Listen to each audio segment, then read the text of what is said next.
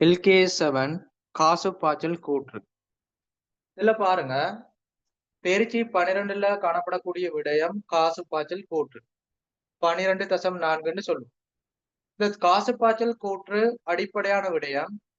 அடுத்தது காசு பாய்ச்சல் கூற்றுட வகைப்படுத்தல். நேர்முறை காசு பாய்ச்சல் கூற்று, நேரில் முறை காசு பாய்ச்சல் கூற்று. அதுல முக்கியமான விடயம் நேர்முறை காசு பாய்ச்சல் கூற்று. அந்த நேர்முறை காசு பாய்ச்சல் கூற்றுல உங்களோட டீச்சர் கைட்ல எப்படி போடப்பட்டிக்கு 2019ஆம் ஆண்டு பாஸ் பேப்பருக்கு பிறகு புதிய பாடத்திட்டத்திற்கு பிறகு எப்படி உங்களுக்கு ஃபார்மட் தரப்பட்டி அதுல மாற்றங்கள் எல்லாம் தெளிவான முறையில சொல்லி தந்து. சரியா? அப்ப உங்களுக்கு காசு பாய்ச்சல் கூற்று இதோட சேர்த்து 3வது கிளாஸ். ஏற்கனவே 2 கிளாஸ்ல முக்கியமான விடயங்கள் எல்லாம் முடிச்சிட்டோம். தியரி மட்டும் பாத்தீங்க. இப்ப இன்றையோட நேரில் முறை காசு பாய்ச்சல் கூற்று நாங்க முடிக்கணும். இதுக்கு பிறகு நாங்க பயிற்சிகளுக்கு போவோம். உங்களுக்கு ஒவ்வொரு வருடமும் பாஸ் பேப்பர்ல அடிக்கடி வரக்கூடிய வினா. நீங்க பார்ட் 2ல மொத்தம் பார்ட் 1ல 50 வினாக்கள், பார்ட் 2ல மொத்தம் 6 வினாக்கள்ல 5 வினாக்கள் செய்யணும். அதுல முதல் 3 வினாக்கள் செய்யலாம். சொல்லி தந்துக்கிறேன். கம்பன் நிதி கூற்றுகள், முகாமை கணக்கீடு, கணக்கீட்டு சமன்பாடு. இல்ல கணக்கீட்டு சமன்பாடு ஃபுல் மார்க்ஸ் எடுக்கலாம். அதே போல முகாமை கணக்கீடும் 90% மேற்பட்ட புள்ளிகளை பெற்றுக்கொள்ளலாம். கம்பெனியும் பிராக்டிஸ் பண்ண அதே போல 90% மேற்பட்ட புள்ளிகளை எடுக்கலாம். ஃபுல் மார்க்ஸ் எடுக்க முடியும். அதோட பிராக்டிஸ்ல. ஆனா கணக்கீட்டு சமன்பாடு எல்லாராலையும் 40 மார்க்ஸ் அல்லது 30 மார்க்ஸ் ஃபுல்லா எடுக்கலாம்.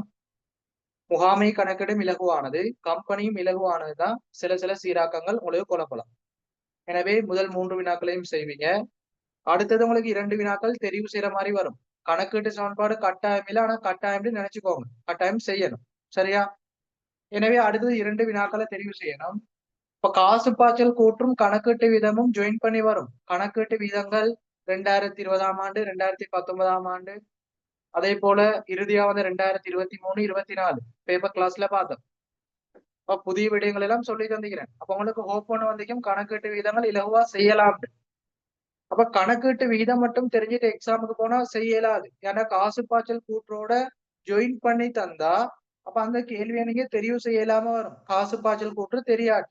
எனவே கட்டாயம் காசு பாய்ச்சல் கூற்று 2025ல எக்ஸாம் செய்யக்கூடிய சகலரும் செய்யக்கூடிய விடயம்.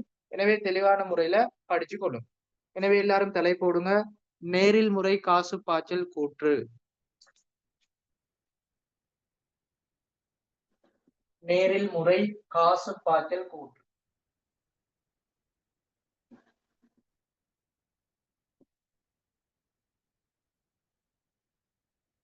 நேரில் முறை காசு பாய்ச்சல் கூற்றுண்டான்னா அதுல மாதிரி வடிவம் முக்கியமான விடயம். இதை பார்த்தோம்னா இந்த தியரி முழுமையா முடிவடையும். சரியா? தலை போட்டுக்கோங்க. நேரில் முறை காசு பாய்ச்சல் கூற்று.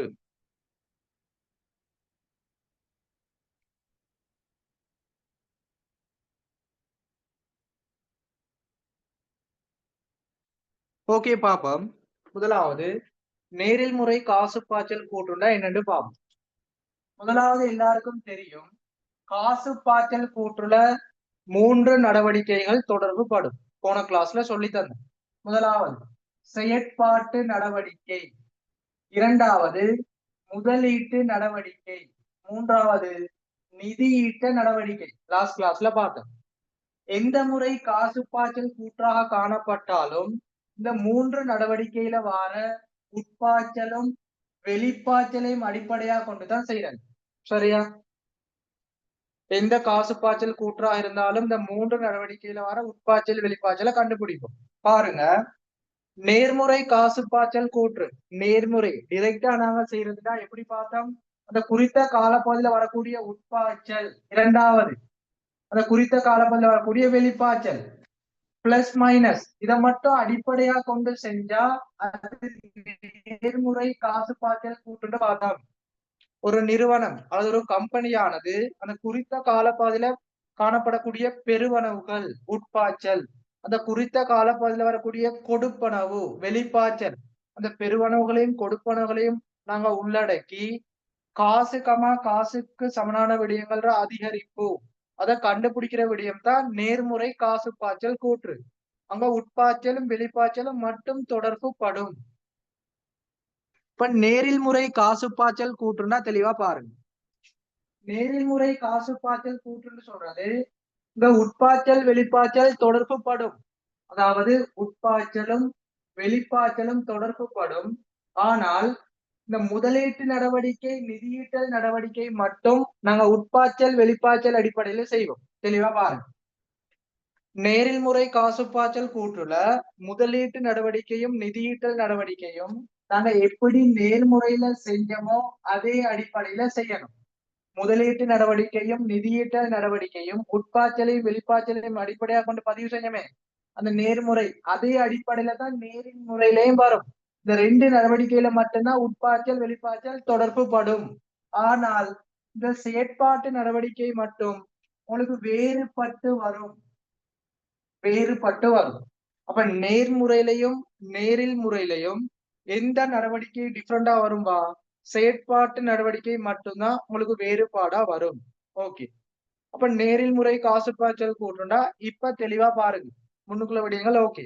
இப்ப நேரில் முறை காசு பாய்ச்சல் கூட்டுண்டா ஒரு நிறுவனம் குறித்த காலப்பாதிக்குரிய வரிக்கு முன் இலாபம் அல்லது வரிக்கு முன் நட்டம், பொதுவாக இலாபம் மட்டும்தான் தொடர்பு படும். ஒரு நிறுவனத்தினுடைய அது கம்பெனியுடைய அந்த வரிக்கு முன் இலாபம் அதை பயன்படுத்தி தெளிவா பாருங்க. இங்க உட்பாய்ச்சலை பயன்படுத்தையில செயற்பாட்டு நடவடிக்கையில வரிக்கு முன் லாபத்தை தான் பயன்படுத்துறோம். அப்ப ஒரு நிறுவனமானது ஒரு கம்பெனியானது வரிக்கு முன் இலாபம் அதை பயன்படுத்தி அதோட சேர்த்து காசு தன்மையற்ற விடயம், அதாவது இதை நாங்க சொல்லுவோம் சீராக்கம்னு சொல்லுவோம். காசு தன்மையற்ற விடயம் அதுவும் அதோட சேர்த்து தொழிற்படு மூலதன அசைவு, பின்னே படி தருவேன். தொழிற்படு மூலதன அசைவு இந்த மூன்று விடயங்களையும் அடிப்படையா கொண்டு நாங்க செயற்பாட்டு நடவடிக்கையை கண்டுபிடிப்போம். அதோட சேர்த்து உட்பாய்ச்சல் வெளிப்பாய்ச்சல் அடிப்படையா கொண்டு முதலீடு நிதியீட்டல் நடவடிக்கையை கண்டுபிடிப்போம். இதை நாங்கள் சொல்லுவோம் நேரில் முறை காசு பாய்ச்சல் கூற்று. அப்ப நேரில் முறை காசு பாய்ச்சல் கூற்றுண்டா அங்க உட்பாய்ச்சல் வெளிப்பாய்ச்சல் வரும். பிழையா எடுக்க கூடாது. அதாவது முதலீட்டு நடவடிக்கையிலும் நிதியீட்டு நடவடிக்கை முழுமையா 100% உட்பாய்ச்சல் வெளிப்பாய்ச்சல் வரும். நேர்முறை மாறி நோமலா முதலீட்டு நடவடிக்கை மூலமான காசு பாய்ச்சல் பிளஸ் மைனஸ் பண்ணுவீங்க. நிதியீட்டல் நடவடிக்கை மூலமான காசு பாய்ச்சல் பிளஸ் மைனஸ் பண்ணுவீங்க. இங்க வேறுபடக்கூடிய விடயம் நிதியீட்டல் நடவடிக்கை மட்டும். அப்ப வரிக்கு முன் இலாபம் அதோட சேர்த்து காசு தன்மையற்ற விடயம் மூலதன அசைவு இது எல்லாத்தையும் நாங்க உள்ளடக்கி தயாரிக்கிற காசு பாய்ச்சல் கூற்று நேரில் முறை காசு பாய்ச்சல் கூற்று ஆகும். நிறுவனத்தின் வரிக்கு முன் இலாபம் தெளிவா பாருங்க. இந்த வரிக்கு முன் லாபம்னு சொல்றேன். அப்ப உங்களோட பேப்பர்ல வரிக்கு முன் இலாபம் தரையில அவன் ஆண்டுக்குரிய லாபம் மட்டும்தான் தந்துக்கிறான். வருமான வரியும் தரையிலண்டா வரிக்கு முன் லாபத்தை தேடிக்கிட்டே இல்ல, ஆண்டுக்குரிய லாபத்தை போட்டு போகணும். ஏன்டா வரி இல்லாட்டி என்ன செய்யறது? ஆண்டுக்குரிய லாபத்தை போட்டு போகலாம், பிரச்சனை இல்லை. ஆனா பொதுவா வரிக்கு முன் லாபத்தை வச்சுதான் கணக்கு செய்யறது. சரியா? அப்ப நேரில் முறைண்டா என்ன? நிறுவனத்தின் வரிக்கு முன் இலாபம் கமா காசு தன்மையற்ற விடயங்கள் தொழிற்படு மூலதனங்கள் ஆகியவற்றை சீராக்கி, நிறுவனத்தின் வரிக்கு முன் இலாபத்தோட காசு தன்மையற்ற விடயங்கள் தொழிற்பட மூலதன அசைவு ஆகியவற்றை சீராக்கி முதலீட்டு நடவடிக்கை நிதியீட்டல் நடவடிக்கை ஆகியவற்றிட காசுக்கு சமனான விடயங்களை அதிகரிப்பு குறைவை கண்டுபிடிக்கிறது நேரில் முறை காசு பாய்ச்சல் கூற்று ஆகும். இது கிளியர்னா செட்ல போடும். வரிக்கு முன் இலாபத்தோட காசு தன்மையற்ற விடயங்கள் தொழிற்படும் மூலதன அசைவுகளை சீராக்கி தயாரிக்கப்படுகிற காசு பாய்ச்சல் கூற்று நேரில் முறை காசு பாய்ச்சல் கூற்று ஆகும். நேர்முறைண்டா உட்பாய்ச்சல் வெளிப்பாய்ச்சல் மட்டும். நேரில் முறைண்டா 3 விடயம் வரிக்கு முன் இலாபத்தோட காசு தன்மையற்ற விடயங்களும் தொழிற்படு மூலதன அசைவும் ஆகியவற்றை சீராக்கி தயாரிக்கிற காசு பாய்ச்சல் கூற்று நேரில் முறை காசு பாய்ச்சல் கூற்று ஆகும்.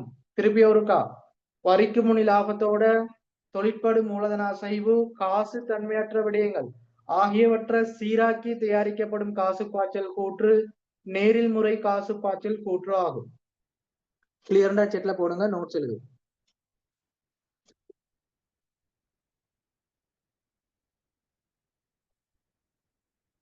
Okay, very good. எழுதி கொள்வோம். நேரில் முறை காசு பாய்ச்சல் கூற்று கீழே சொல்றது எழுதுங்க. சரியா? உங்களுக்கு புதிய கிளாஸ், இன்றைக்கு தான் முதலாவது கிளாஸ், இரண்டு கிளாஸ் படிக்கிற மாணவர்கள் உங்களுக்கு புதிதாக காணப்படும். டீச்சிங் ஸ்டைல் புதுசா காணப்படும். தியரி நாங்க புதிய ஒரு அணுகுமுறையில படிச்சு கொள்வோம். சரியா? எழுதி கொள்ளுங்க. நேரில் முறை காசு பாய்ச்சல் கூற்று கீழே.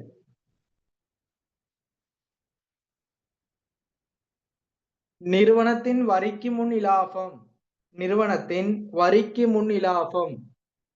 இங்க வரிக்கு முன் இலாபம்னு சொன்னா வரிக்கு முன் லாபம் மட்டும் இல்ல, வரி இல்லாட்டி ஆண்டுக்குரிய லாபத்தை போட்டுதான் செய்யணும். இதை தெளிவா விலகிக் கொள்ளணும். நிறுவனத்தின் வரிக்கு முன் இலாபம், காசு தன்மையற்ற விடயங்கள்.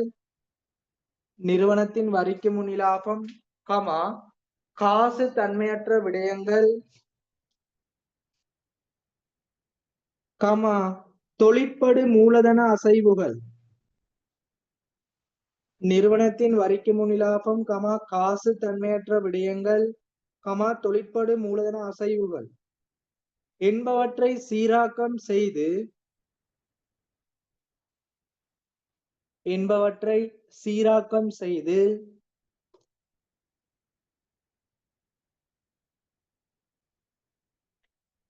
நிறுவனத்தின் வரிக்கு முன் லாபம், காசு தன்மையற்ற விடயம், தொழிற்படு மூலதன அசைவு என்பவற்றை சீராக்கம் செய்து. தொடர்ந்து எழுதுங்க. செயற்பாட்டு நடவடிக்கை மூலமான காசு பாய்ச்சலை கணிப்பீடு செய்து.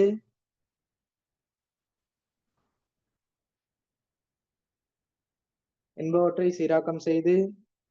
செயற்பாட்டு நடவடிக்கை மூலமான காசு பாய்ச்சலை கணிப்பீடு செய்து.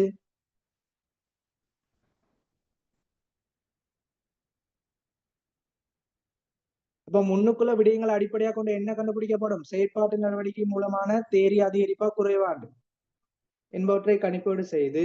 தொடர்ந்து எழுதுங்க. முதலீட்டு நடவடிக்கைகள், நிதியீட்டல் நடவடிக்கைகள்.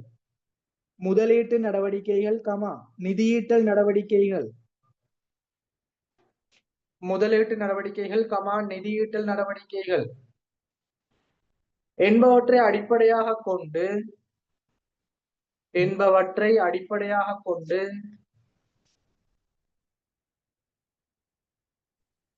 தயாரிக்கப்படும் காசு பாய்ச்சல் கூற்று.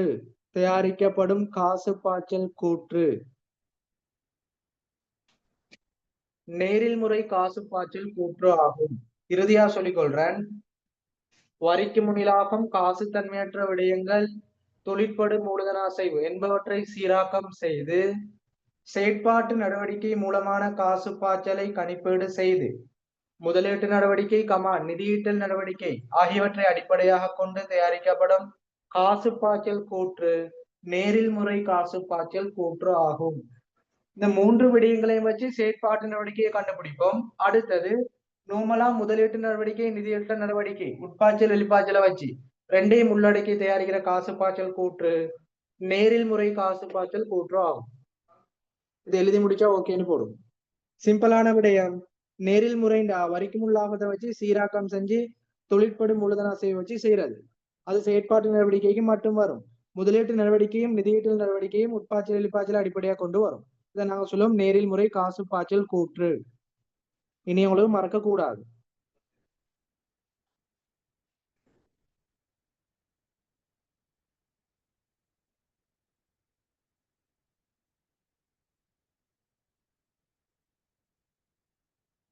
ஓகே, அடுத்த தலை போடுங்க.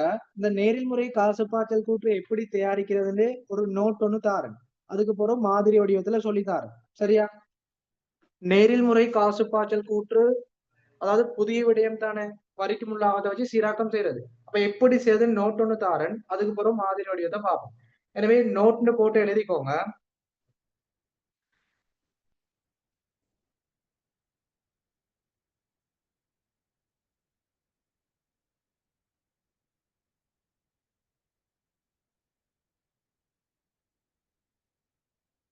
காசு பாய்ச்சல் கூற்று கொஸ்டின் இனம் செய்யல. நேரில் முறை காசு பாய்ச்சல் கூற்று இன்றைக்கு நாங்க தியரியா முடிச்சுட்டு ஃபுல்லா காசு பாய்ச்சல் கூற்று தியரி முடியும். அதுக்கப்புறம் பயிற்சிகளே போகும். சரியா? எழுதிக்கோங்க. நேரில் முறை காசு பாய்ச்சல் கூற்றானது பின்வருமாறு. கொஞ்சம் வேகமா எழுதிக்கோங்க. நோட்ஸ் எழுதினா ஓகேன்னு போடுங்க. முக்கியமான விடயம். நேரில் முறை காசு பாய்ச்சல் கூற்று பின்வருமாறு. நேரில் முறை காசு பாய்ச்சல் கூற்று பின்வருமாறு தயாரிக்கப்படும் அல்லது கணிப்பீடு செய்யப்படும். நேரில் முறை காசு பாய்ச்சல் கூற்று பின்வருமாறு தயாரிக்கப்படும். இப்ப அது கீழே எழுதிக்கோங்க. அது கீழே எப்படி நேரில் முறை காசு பாய்ச்சல் கூற்று தயாரிக்கிறது நோட்ல எழுதி கொள்வோம். எழுதிக்கோங்க. முதலாவது, இம்முறையில் காசு பாய்ச்சல் கூற்றினை தயாரிக்கும் போது, வேகமா எழுதிக்கோங்க. இம்முறையில் காசு பாய்ச்சல் கூற்றினை தயாரிக்கும் போது, இம்முறையில் காசு பாய்ச்சல் கூற்றினை தயாரிக்கும் போது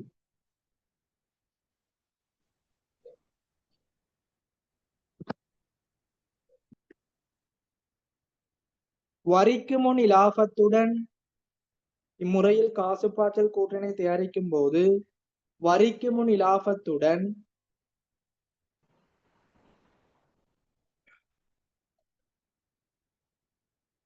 வட்டி கமா காசு தன்மையற்ற விடயங்களை வட்டி கமா காசு தன்மையற்ற விடயங்களை பிரக்கெட்ல போடுங்க. காசு தன்மையற்ற விடயம் அதுக்கு பிரக்கெட்ல போடுங்க.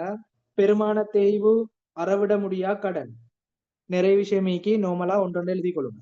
பெருமான தேய்வு, அறவிட முடியா கடன், ஐயக்கடன், அகற்றல் இலாபம் நட்டம். இம்முறையில் காசு பாய்ச்சல் கூட்டணி தயாரிக்கும் போது வரிக்கு முன் இலாபத்துடன் வட்டி கமா காசு தன்மையற்ற விடயங்களை பிரக்கெட்ல பெருமான தேய்வு, அறவிட முடியா கடன், ஐயக்கடன், அகற்றல் இலாபம் கமா நட்டம் சீராக்கி கொள்ளல் வேண்டும். சீராக்கி கொள்ளல் வேண்டும் எழுதுனா ஓகேன்னு போடுங்க. வரிக்கு முன் லாபத்தோட வட்டியையும் காசு தன்மையற்ற விடயங்களையும் முதலாவது சீராக்கம் செய்யணும். இது முதலாவது படிமுறை. சரியா?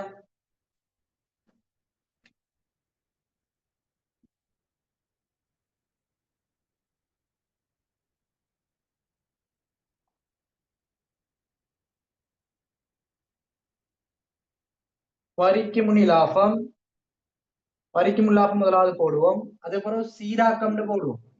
சீராக்கம்னு போட்டு பெருமான தேய்வு, முதலாவது ஆண்டுக்குரிய வட்டி, பெருமான தேய்வு, ஆற்றல் இலாபம், ஆற்றல் நட்டம், அறவிட முடியா கடன், ஐயக்கடன், இன்னும் நிறைய விஷயம் வரும். சரியா? இது எல்லாத்தையும் நாம சீராக்கம் செய்யணும். அதை எப்படி சீராக்கம் செய்யறதுன்னு ஃபார்மட்ல சொல்லி தருவோம். இதை நாம ஒண்ணு கூட்டுவோம் அல்லது கழிப்போம். சரியா? இது முதலாவது படிமுறை. வரிக்கு முன் லாபத்தோட வட்டி கமா காசு தன்மையற்ற விடயங்களை சீராக்கம் செய்யறது. அடுத்த நோட்ல எழுதிக்கோங்க. அடுத்த நோட்ல பின்னர் பின்னர் இலாப நட்டங்களை பின்னர் இலாப நட்டங்களை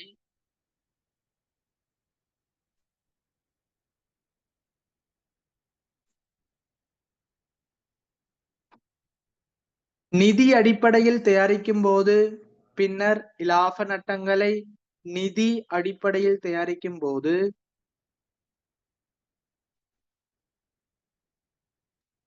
அதாவது அட்டுறு அடிப்படையில தயாரிப்போம். அட்டுறு அடிப்படையில் தயாரிக்கும் போது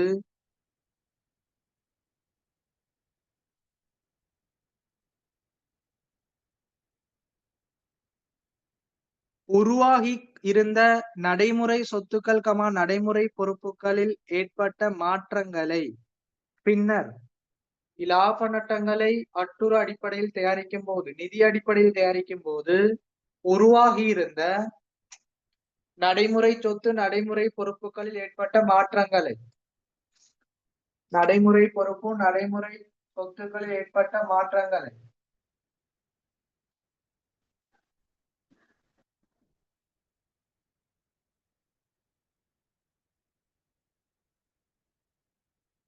நடைமுறை சொத்து மாற்றம்டா அதிகரிப்பு குறைவு. அதான் சொல்லுவோம் தொழிற்படும் மூலதன அசைவு. நடைமுறை சொத்தில் ஏற்படக்கூடிய அதிகரிப்பு குறைவை தொழிற்படும் மூலதன அசைவுன்னு சொல்லுவோம்.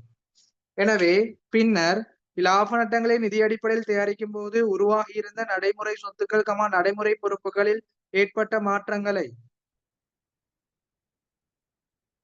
நிறுவனத்தின் வரிக்கு முன் இலாபத்துடன் சீராக்கிக் கொள்ளுதல் வேண்டும். நிறுவனத்தின் வரிக்கு முன் இலாபத்துடன் சீராக்கிக் கொள்ளுதல் வேண்டும். எழுதிட்டு அப்படி பாருங்க. முதலாவது வரிக்கு முன் இலாபம் காசு தன்மையற்ற விடையும் வட்டியை சீராக்கம் செய்யறோம். ரெண்டாவது என்ன செய்யறோம்? அந்த தொழிற்படும் மூலதன அசைவு அதிகரிப்பு குறைவை ஒண்ணு கூட்டலாம் அல்லது கழிக்கலாம். அதோட சேர்த்து சீராக்கம் செய்யறோம்.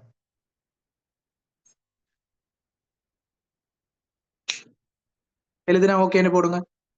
முதலாவது வரிக்கு முன் இலாபம், ஆண்டுக்குரிய வட்டி, காசு தன்மையற்ற விடயங்கள் எல்லாத்தையும் சீராக்கம் செய்யறோம், கூட்டவும் கழிப்போம். அதுக்கு பிறகு தொழிற்படும் மூலதன அசைவு போடுறோம். நடைமுறை சொத்து நடைமுறை பொறுப்புகள் அதிகரிப்பு குறை வருது, அதையும் சீராக்கம் செய்யறோம். சரியா? இந்த விளக்கத்தை தான் நோட்ஸ்ல தாரும். அதை எழுதி முடிச்சா ஓகேன்னு போடும். சீராக்கி கொள்ளுதல் வேண்டும்.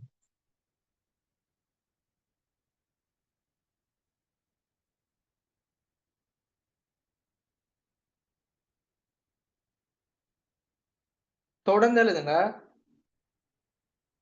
இவ்வாறு சீராக்குவதன் மூலம் தொடர்ந்து எழுதுங்க. இவ்வாறு சீராக்குவதன் மூலம்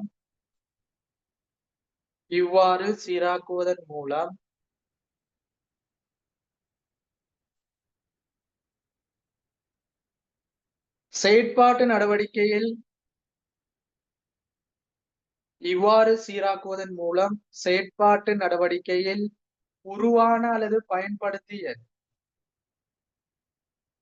செயற்பாட்டு நடவடிக்கையில் உருவான அல்லது பயன்படுத்திய தேறிய காசு பாய்ச்சலை கணிப்பிட முடியும். செயற்பாட்டு நடவடிக்கையில் உருவான அல்லது பயன்படுத்திய தேறிய காசு பாய்ச்சலை கணிப்பிட முடியும்.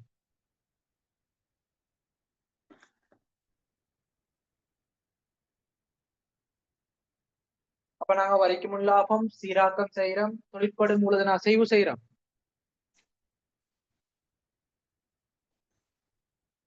இதுக்கு பிறகு நாங்க என்ன செய்வோம்டா, ஃபார்மட்ல சொல்லி தருவேன். செலுத்திய வட்டி செலுத்திய வரியை கழிக்கணும். நேர்முறையில எப்படி செஞ்சோமோ அதே போல நேரில் முறையில செய்வோம். எக்ஸ்ட்ரா செலுத்திய வரி செலுத்திய வட்டியை கழிப்போம். இப்படி இறுதியில வருமே ஆன்சர். இதைத்தான் நாங்க சொல்லுவோம், செயற்பாட்டு நடவடிக்கையில் உருவான அல்லது பயன்படுத்திய தேறிய காசு பாய்ச்சல்.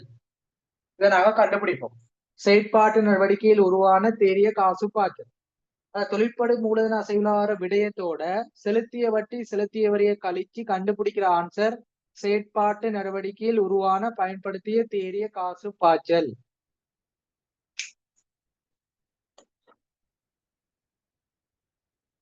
அடுத்த நோட்ல எழுதிக்கோங்க.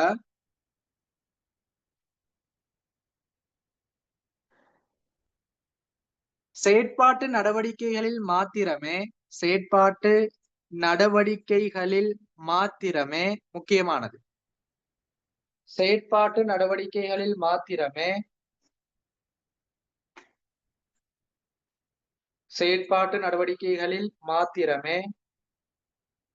நேர்முறை நேரில்முறை காசு பாய்ச்சல் கூற்றானது வேறுபடுகின்றது. செயற்பாட்டு நடவடிக்கைகளில் மாத்திரமே நேர்முறை நேரில்முறை காசு பாய்ச்சல் கூற்றானது வேறுபடுகின்றது.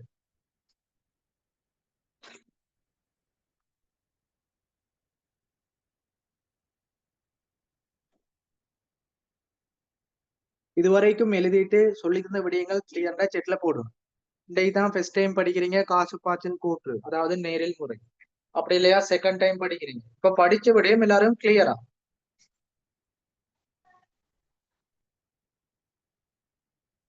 கணக்கீட்டு விடயங்கள் கணக்கு மட்டும் படிச்சா போதாது, கான்செப்ட் படிக்கணும். கணக்கீட்டு விடயங்கள் தியரி தெளிவா விளங்கினாதான் உங்களுக்கு கணக்குகளை செய்யலாம்.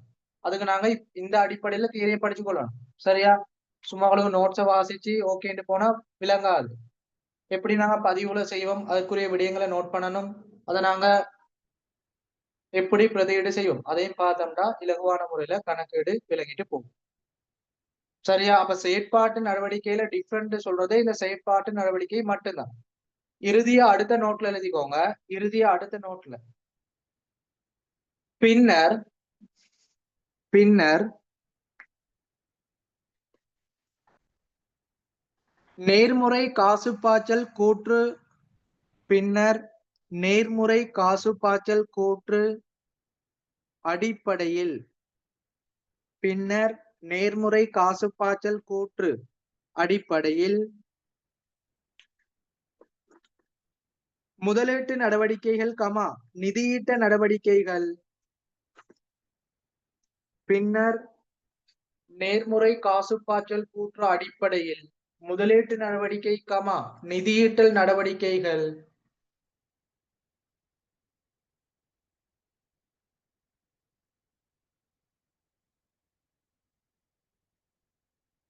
நேரில் முறை காசுப்பாய்ச்சல் கூற்றிலும் அறிக்கைப்படுத்தப்படும் அல்லது தயாரிக்கப்படும். அறிக்கைப்படுத்தப்படும் அல்லது தயாரிக்கப்படும். எழுதுனா நோட்ல போடும். எழுதுனா செட்ல போடுங்க. கிளியரான்னு சொல்லுங்க. அப்ப என்ன சொன்னேன்? முதலீட்டு நடவடிக்கையும் நிதியீட்ட நடவடிக்கையும் நேர்முறையில எப்படி செஞ்சோமோ அதே பேட்டர்ன்ல வரும். இங்க ஒரு டிஃபரெண்டும் இல்லை. சரியா? செயற்பாட்டு நடவடிக்கை மட்டும்தான் எல்லாருக்கும் தெரிஞ்சு கொள்ளணும். முதலீட்டு நடவடிக்கை, நிதியீட்டு நடவடிக்கை ஏற்கனவே படிச்சது அதே மாதிரிதான் வரும். சார் வாய்ஸ் கிளியர் இல்ல, திருப்பி இருக்க சொல்லுங்க. பின்னர் நேர்முறை காசுப்பாய்ச்சல் கூற்று அடிப்படையில் முதலீட்டு நடவடிக்கை, நிதியீட்டல் நடவடிக்கை நேரில் முறையிலும் வெளிப்படுத்தப்படும் அல்லது அறிக்கைப்படுத்தப்படும். உங்களுக்கு கவரேஜ் இல்லாட்டி சவுண்ட் ஒழுங்கா கேட்காது. ஒயிட் போர்டு வந்து கிளியர் இல்லாம இருக்கும். எனவே ஒழுங்கான முறையில டேட்டா கனெக்ஷனை பார்த்துக்கோங்க. ஒழுங்கா பேக்கேஜ் எல்லாம் போட்டு ரெடியா கிளாஸ்க்கு ஜாயின் பண்ணிக்கோங்க. இப்போ இதுல வந்து தனிப்பட்ட ரீதியில ஓராக்கட கவரேஜ் நெட்வொர்க்கை பொறுத்து தான் வேறுபடும். எனவே அதை ஒழுங்கா பார்த்துக்கோங்க கிளாஸ்க்கு முன்னாடி. ஓகே, இப்ப நாங்க நேரில் முறை காசுப்பாய்ச்சல் கூற்று அடிப்படையான விடயம் எல்லாம் படிச்சிட்டோம். இப்ப அடுத்தது நாங்க பார்க்க போறோம் அந்த காசு தன்மையற்ற விடயம்னு ஒண்ணு பார்த்தோம். அடுத்தது தொழிற்படு மூலதன அசைவுண்டா என்னன்னு பார்த்தோம். அதை மட்டும் பார்த்துட்டு நாங்க மாதிரி வடிவத்துக்கு போவோம். சரியா? எனவே அடுத்த தலைப்பு போடுங்க. அடுத்த தலைப்பு காசு தன்மையற்ற விடயங்கள். அடுத்த தலைப்பு காசு தன்மையற்ற விடயங்கள்.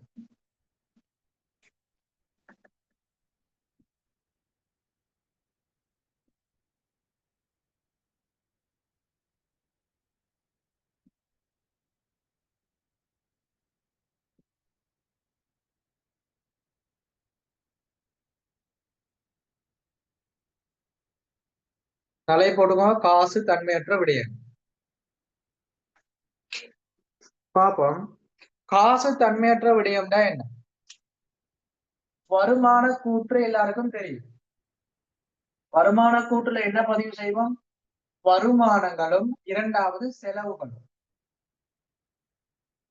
நினைக்க காசு தன்மையற்ற விடயம்னா தெளிவா பாருங்க.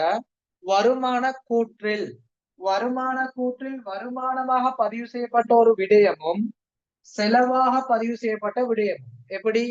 வருமான கூற்றில் வருமானமாக பதிவு செய்யப்பட்ட விடயமும் செலவாக பதிவு செய்யப்பட்ட விடயமும். இந்த வருமானத்தின் மூலமும் செலவின் மூலமும் ஒரு நிறுவனத்துக்கு அல்லது ஒரு கம்பெனிக்கு இந்த வருமானத்தினூடாக உட்பாய்ச்சல் இடம்பெறல, இந்த செலவினூடாக வெளிப்பாய்ச்சல் இடம்பெறலாட்டி அதை நாங்க சொல்லுவோம் காசு தன்மையற்ற விடயம். திருப்பி ஒருக்கா சொல்றேன். வருமான கூற்று தயாரிக்கிறோம், அங்க வருமானங்கள் செலவுகள் வருது. இந்த வருமான கூற்றுல வரக்கூடிய வருமானங்கள் செலவுகள் மூலம் ஒரு நிறுவனத்துக்கு உட்பாய்ச்சல் ஒரு காசு கிடைக்க இல்ல, செலவின் மூலம் நிறுவனத்துக்கு வெளிப்பாய்ச்சல் காசு வெளியே போக இல்ல, அதை நாங்க சொல்லுவோம் காசு தன்மையற்ற விடயம். இது கிளியரா தம்பி? ஒரு வருமானம் கிடைக்குதான காசு உட்பாய்ச்சல் வரையில, அதை சொல்லுவோம் காசு தன்மையற்ற விடயம். ஒரு செலவுகள் போகுதான காசு வெளியே போவையில, காசு செலுத்த இல்ல, அதை சொல்லுவோம் காசு தன்மையற்ற விடயம். இது கிளியரா? ஒரு வருமானம் கிடைக்கும் போது நிறுவனத்துக்குள்ள காசு வரையில ஒரு செலவுகளை மேற்கொள்ளும் போது நிறுவனத்தை விட்டு காசு போகையில அதை சொல்லுவோம் காசு தன்மையற்ற விடயம். ஆனா காசே இல்லை, காசு விடயம் தொடர்பு படவில்லை. சரியா? வருமான கூற்றில் வருமானமாக செலவாக காட்டப்படும் விடயம் உட்பாய்ச்சல் வெளிப்பாய்ச்சலாக வரலாற்றி காசு தன்மையற்ற விடயம்னு சொல்லுவோம். அதுக்கு உதாரணம் பார்ப்போம். முதலாவது பெருமான தேய்வு. பெருமான தேய்வுனா நடைமுறை எல்லாம் சொத்துக்களுக்கு வாரது. நீங்க ஒரு மோட்டார் வாகனம் பயன்படுத்துறீங்க. மோட்டார் வாகனம் 2020ஆம் ஆண்டு கொள்வனவு செய்றீங்க. இப்ப 2025 போகுது. 5 வருடங்கள் பயன்படுத்துறீங்க. அப்போ ஒரு சொத்து பயன்படுத்துறதால பெருமதி குறைவடையுது, பெருமதி இழக்கப்படுது. அப்ப அதை சொல்லுவோம் பெருமான தேய்வு. பெருமான தேய்வுக்கு உங்கள்கிட்ட இருந்து ஏதாவது பணம் செலுத்துறீங்களா? நம்மளா யோசிச்சு பாருங்க. இப்ப நீங்க ஒரு கணனி, ஒரு கம்ப்யூட்டர் அல்லது ஒரு லேப் வச்சுக்கிறீங்க, அல்லது ஒரு மொபைல் வச்சுக்கிறீங்க. சரியா? அதுவும் நடைமுறையெல்லாம் சொத்து, கணனின்னு சொல்லுவோம். அப்ப அதை பயன்படுத்த பழுதடையுது, அது பழமையாகுது, பழசாகுது. அப்ப அதுக்கு நீங்க ஏதாவது பணம் செலுத்துறீங்களா? உங்களோட கையில இருந்து பணம் போகுதா? இல்ல. அதான் சொல்லும் காசு தன்மையற்ற விடயம் பெருமான தேய்வு.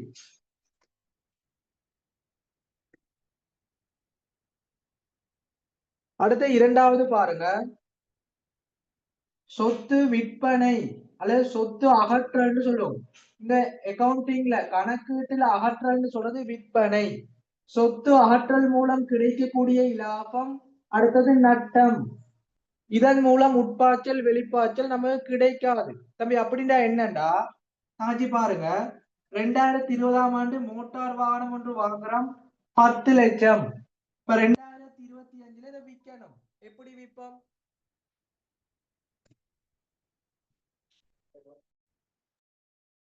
தெளிவா பாருங்க.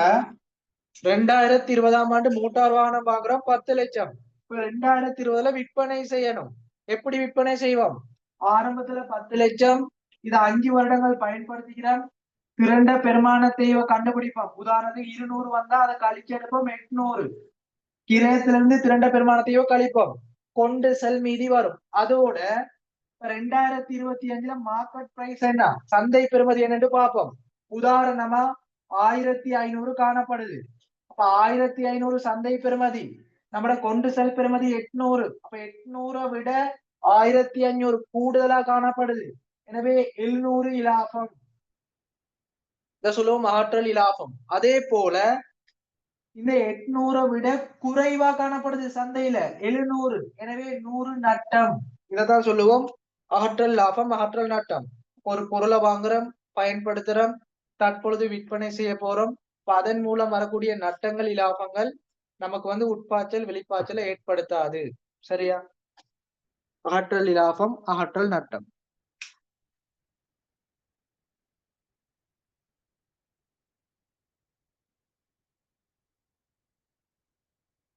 அதே போல பாருங்க,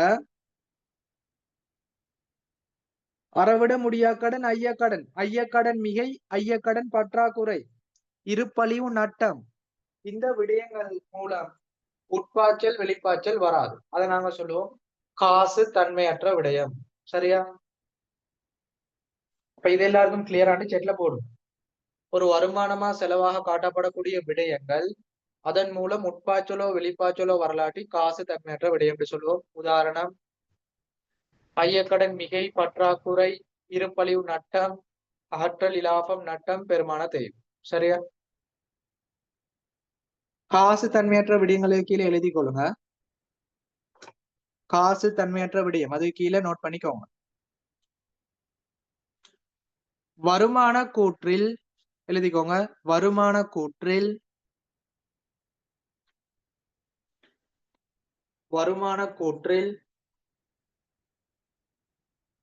வருமானமாக அல்லது செலவாக, வருமான கூற்றில் வருமானமாக அல்லது செலவாக பதிவு செய்யப்பட்ட விடயம் ஒன்று, வருமான கூற்றில் வருமானமாக அல்லது செலவாக பதிவு செய்யப்பட்ட விடயம் ஒன்று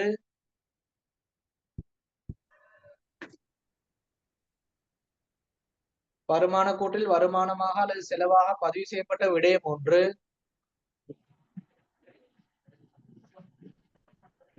நிறுவனத்திற்கு உட்பாய்ச்சல் கமா வெளிப்பாய்ச்சலை ஏற்படுத்தாமல் இருந்தால், நிறுவனத்திற்கு உட்பாய்ச்சல் கமா வெளிப்பாய்ச்சலை ஏற்படுத்தாமல் இருந்தால், வருமான கூற்றில் வருமானம் கமா செலவாக பதிவு செய்யப்பட்ட விடயம் ஒன்று நிறுவனத்திற்கு அல்லது கம்பெனியிற்கு உட்பாய்ச்சல் கமா வெளிப்பாய்ச்சலை ஏற்படுத்தாமல் இருந்தால்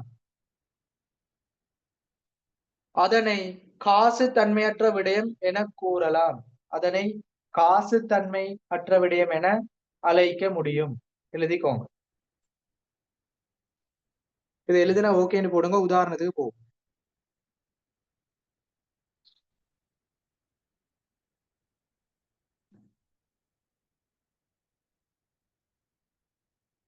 உதாரணம் போடுங்க. உதாரணம்.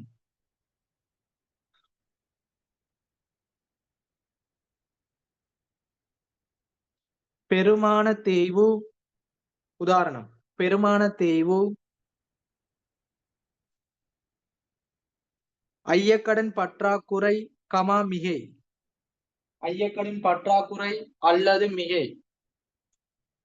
பெருமான தேய்வு, ஐயக்கடன் பற்றாக்குறை அல்லது மிகை. ஐயக்கடன்ல குறை மிகை படிச்சுப்பீங்க. சரியா? தேர்ச்சி 6ல படித்தந்தீர. ஐயக்கடன் பற்றாக்குறை அல்லது மிகை. அடுத்து உதாரணம் போட்டுக்கோங்க. நடைமுறை அல்லா சொத்துக்களின் விற்பனை இலாபம் அல்லது நட்டம். அகற்றல் இலாபம் நட்டம்னு ஷோர்ட்டா சொல்லுவோம். நடைமுறை அல்லா சொத்துக்களின் விற்பனை இலாபம் அல்லது நட்டம். இருப்பு அழிவு நட்டம். இருப்பு அழிவு நட்டம். இதை எழுதிட்டு காசு தன்மையற்ற விடயம் கிளியர்னா செட்ல போடுங்க. அடுத்து நாங்க இறுதியா பார்ப்போம் தொழிற்படு மூலதன அசைவுண்டா என்னன்னு பார்ப்போம்.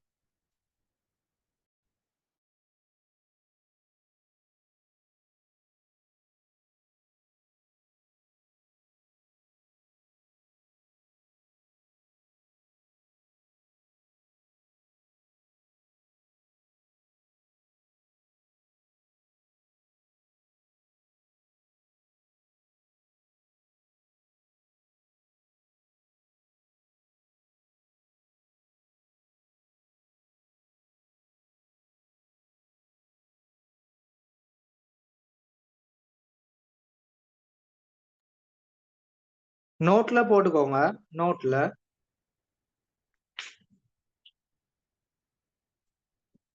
முதலாவது வரிக்கு முன்னிலாக நாங்க போடுவோம். அதுல காசு தன்மையற்ற விடயங்கள் சீராக்கங்களை பதிவு செய்யும். இந்த சீராக்கத்துல நிறைய விடயங்கள் வரும். வட்டி வரும், பெருமான தேய்வு வரும், அகற்றல் இலாபம் நட்டம் வரும், இருப்பழிவு நட்டம் வரும், ஐயக்கடன் மிகை அல்லது குறை வரும். இப்படி வரும். சரியா? இதற்கு மேலதிகமான விடயங்களும் வரும். இதுல பாருங்க, இது எப்படி நாங்க சீராக்கம் செய்யறதுன்னா தெளிவா முறையில சொல்லித்தாரன். முதலாவது நிறுவனத்துல இலாப நட்டம் கணிப்பீடு செய்யும் போது தம்பி தலைக்கு பாருங்க, ஒரு வருமானம் கூட்டப்படுது, ஒரு செலவு கழிக்கப்படுது. இது எல்லாருக்கும் தெரியும். ஒரு நிறுவனத்துல லாப நட்டம் கணிப்பீடு செய்யும் போது வருமானங்கள் கூட்டப்படும், செலவுகள் கழிக்கப்படும். ஆனா நாங்க இங்க என்ன செஞ்சுட்டு வாரோம்? இலாபத்தை சீராக்கி என்னத்தை கண்டுபிடிக்கிறோம்? காசு பாய்ச்சலை கண்டுபிடிக்கிறோம். உங்களுக்கு கணக்கு வடிவத்துல முன்னுக்கே படிச்சுக்கிறோம். ஒரு டி ஃபார்ம்ல நாங்க செய்யறோம் தானே. ஒரு ஆண்டுக்குரிய வருமானம் அல்லது செலவுகளை கணிக்கும் போது என்ன செய்வோம்? அந்த காசாக பெற்றதோட முற்பணங்கள் அற்றுக்களை கூட்டி கழிப்போம். காசாக செலுத்தியதோட முற்பணங்கள் அற்றுக்கள் கூட்டி கழிப்போம். இங்க நாங்க என்ன செய்யறோம்? காசுல இருந்து லாப நட்டத்துக்கு போவையில இலாப நட்டத்துல இருந்து காசுக்கு வாரம்.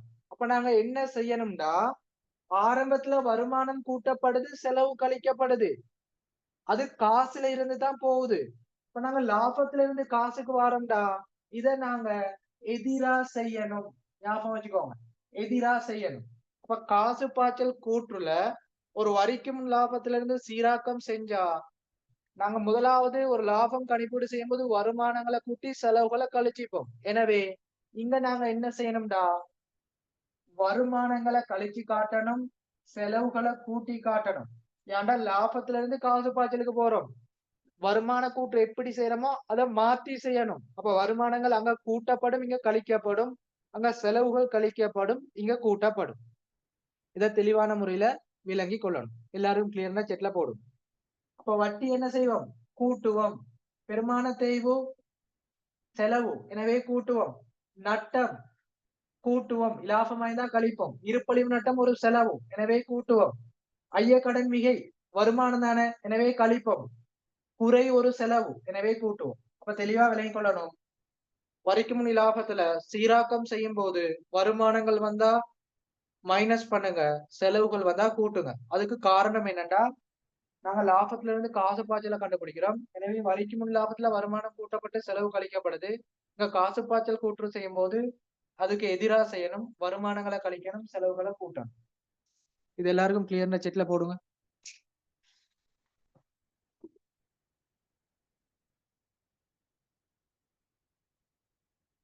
அடுத்த நோட்ல போட்டுக்கோங்க. அடுத்த நோட்ல போடுங்க. வரிக்கு முன் லாபத்துடன் சீராக்கங்களை மேற்கொள்ளும் போது, வரிக்கு முன் லாபத்துடன் சீராக்கங்களை மேற்கொள்ளும் போது, வரிக்கு முன் லாபத்துடன் சீராக்கங்களை மேற்கொள்ளும் போது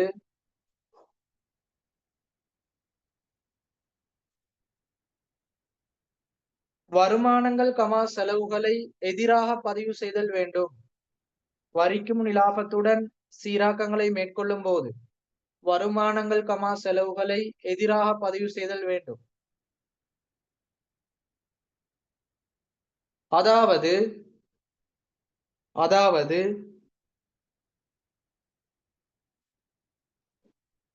வருமானங்களை கழித்தல் கமா செலவுகளை கூட்டுதல் வேண்டும்.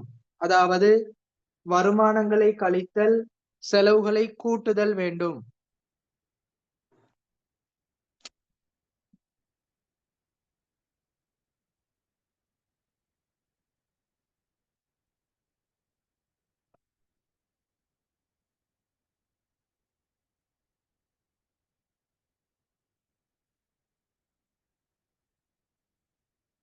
சரியா?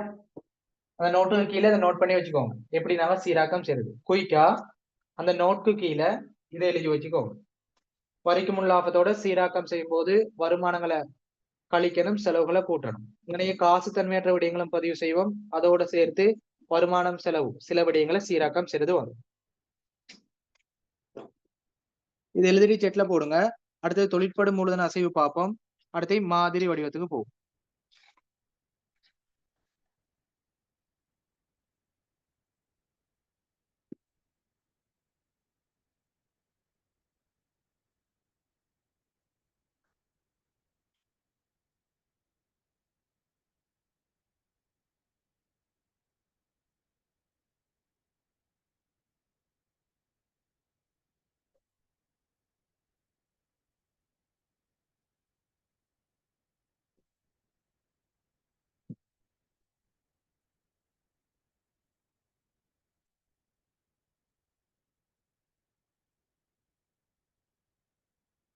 சரியா? அடுத்த விடயத்துக்கு போமா?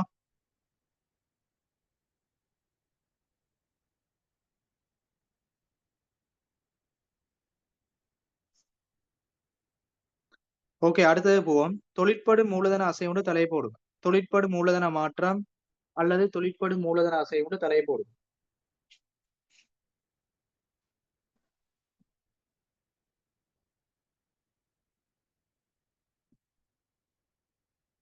உங்களுக்கு அடுத்த கிளாஸ்ல வருமான வரி சீராக்கம் இன்ஷால்லா நடைபெறும். சரியா? இதையோட காசு பாத்தல் கூற்று முடிவடையும். அடுத்த கிளாஸ்ல வருமான வரி சீராக்கம் அதான் பார்ப்போம். அதோட தேர்ச்சி 12 முழுமையா தியரி முடிவடையும். அதுக்கப்புறம் நாங்க தனிய பயிற்சிகளுக்கு போவோம். முகாமை கணக்கிட ஆரம்பிச்சு படிச்சுட்டு போவோம். இந்த முறையில உங்களுக்கு கிளாஸஸ் போகும். உங்களுக்கு ஃபைனல் எக்ஸாமுக்கு முன்னுக்கு 1 மாதத்துக்கு முன்னுக்கு முழுமையா சிலபஸை முடிப்பேன். இப்பயே நாங்க பேப்பர் கிளாஸ் படிக்கிறோம். முழுமையா தான் பேப்பர் செய்யறோம். பார்ட் 1ல 50 கேள்வி ஃபுல்லா சிலபஸ் உள்ளடக்கி தான் செய்யறோம். பாஸ் பேப்பர்லயே ஒரு 6 பேப்பர் மட்டும் செஞ்சுட்டோம். சரியா? ரோயல் காலேஜ் பேப்பர்லாம் பாத்துக்கிறோம். எனவே ஒன்றும் பயப்பட தேவையில்லை. இதே மாதிரி படிச்சுட்டு போனா எல்லாரும் எடுக்கலாம். சரி, பாப்போம். தொழிற்படு மூலதன அசைவு.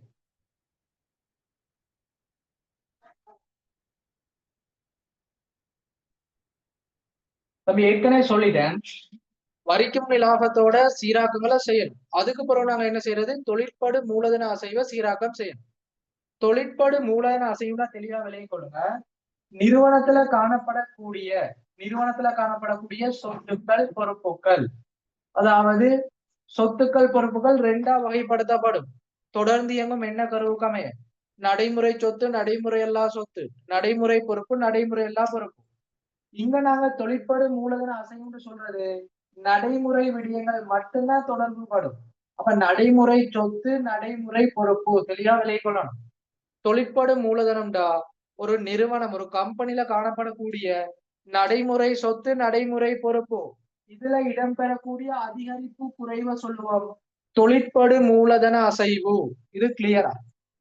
ஒரு கம்பெனி, ஒரு நிறுவனத்துல காணப்படக்கூடிய நடைமுறை சொத்துக்கள், நடைமுறை பொறுப்புகள் ஏற்படக்கூடிய அதிகரிப்பு குறைவை சொல்லுவோம் தொழிற்படு மூலதன அசைவு. உதாரணமா பார்ப்போம். இருப்புக்கள் 2024 2025. இருப்புக்கள் 2024 100 காணப்படுது, 2025 150 காணப்படுது. எனவே இருப்பு அதிகரிப்பு. அடுத்தது கடன் பட்டோர் 2024 200 காணப்படுது, 2025 180 காணப்படுது. எனவே குறைவு. இதை நாங்க சொல்லுவோம் தொழிற்படு மூலதன அசைவு. இன்னும் ஒரு உதாரணம், அட்டுறு செலவுகள் 2024 300, 2025 400. எனவே அட்டுறு செலவு அதிகரிப்பு, நடைமுறை பொறுப்பு அதிகரிக்குது. கடன் கொடுத்தோர் 2024 500 காணப்படுது, 2025 480 காணப்படுது. எனவே குறைவு. இப்ப தெளிவா விளங்கிக் கொள்ளுங்க, தொழிற்படு மூலதன அசைவு அல்லது தொழிற்படு மூலதன மாற்றம்டா நடைமுறை சொத்து பொறுப்பு அதிகரிப்பு குறைவு. இப்படி நடைமுறை சொத்து அதிகரிப்பு குறைவு தருவான், அதை கூட்டி கழிக்கணும். அதை நாங்க சொல்லுவோம் தொழிற்படு மூலதன அசைவு சீராக்கம். இது கிளியர்னா செக்ல போடுங்க, நோட் எழுதி கொள்ளுவோம், எப்படி கூட்டுறது கழிக்கிறதுன்னு சொல்லிட்டார். இறுதி நோட் இதை பார்த்தோம்னா அடுத்த மாதிரி வடிவத்துக்கு போவோம், அதோட கிளாஸ் முடிவடையும். உங்களோட காசு பாய்ச்சல் கூற்று சாப்டரும் இன்றையோட தெளிவான முறையில கம்ப்ளீட் பண்ணுவோம். எல்லாரும் கிளியரா? தொழிற்படு மூலதன அசைவு.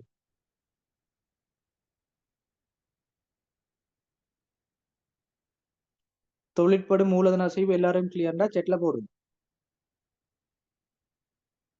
Very good. எழுதிக்கோங்க, தொழிற்படு மூலதன அசைவு கீழே எழுதிக்கோங்க. நிறுவனம் ஒன்றின் நடைமுறை சொத்துக்கள், நடைமுறை பொறுப்புகள். நிறுவனம் ஒன்றின் நடைமுறை சொத்துக்கள், நடைமுறை பொறுப்புகள். நிறுவனம் ஒன்றின் நடைமுறை சொத்துக்கள், நடைமுறை பொறுப்புகள்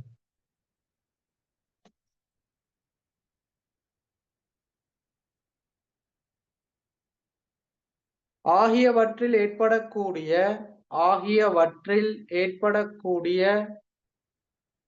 அதிகரிப்பு, குறைவுகள். நிறுவனம் ஒன்றின் நடைமுறை சொத்துக்கள், நடைமுறை பொறுப்புகள் ஆகியவற்றில் ஏற்படக்கூடிய அதிகரிப்பு, குறைவுகள்.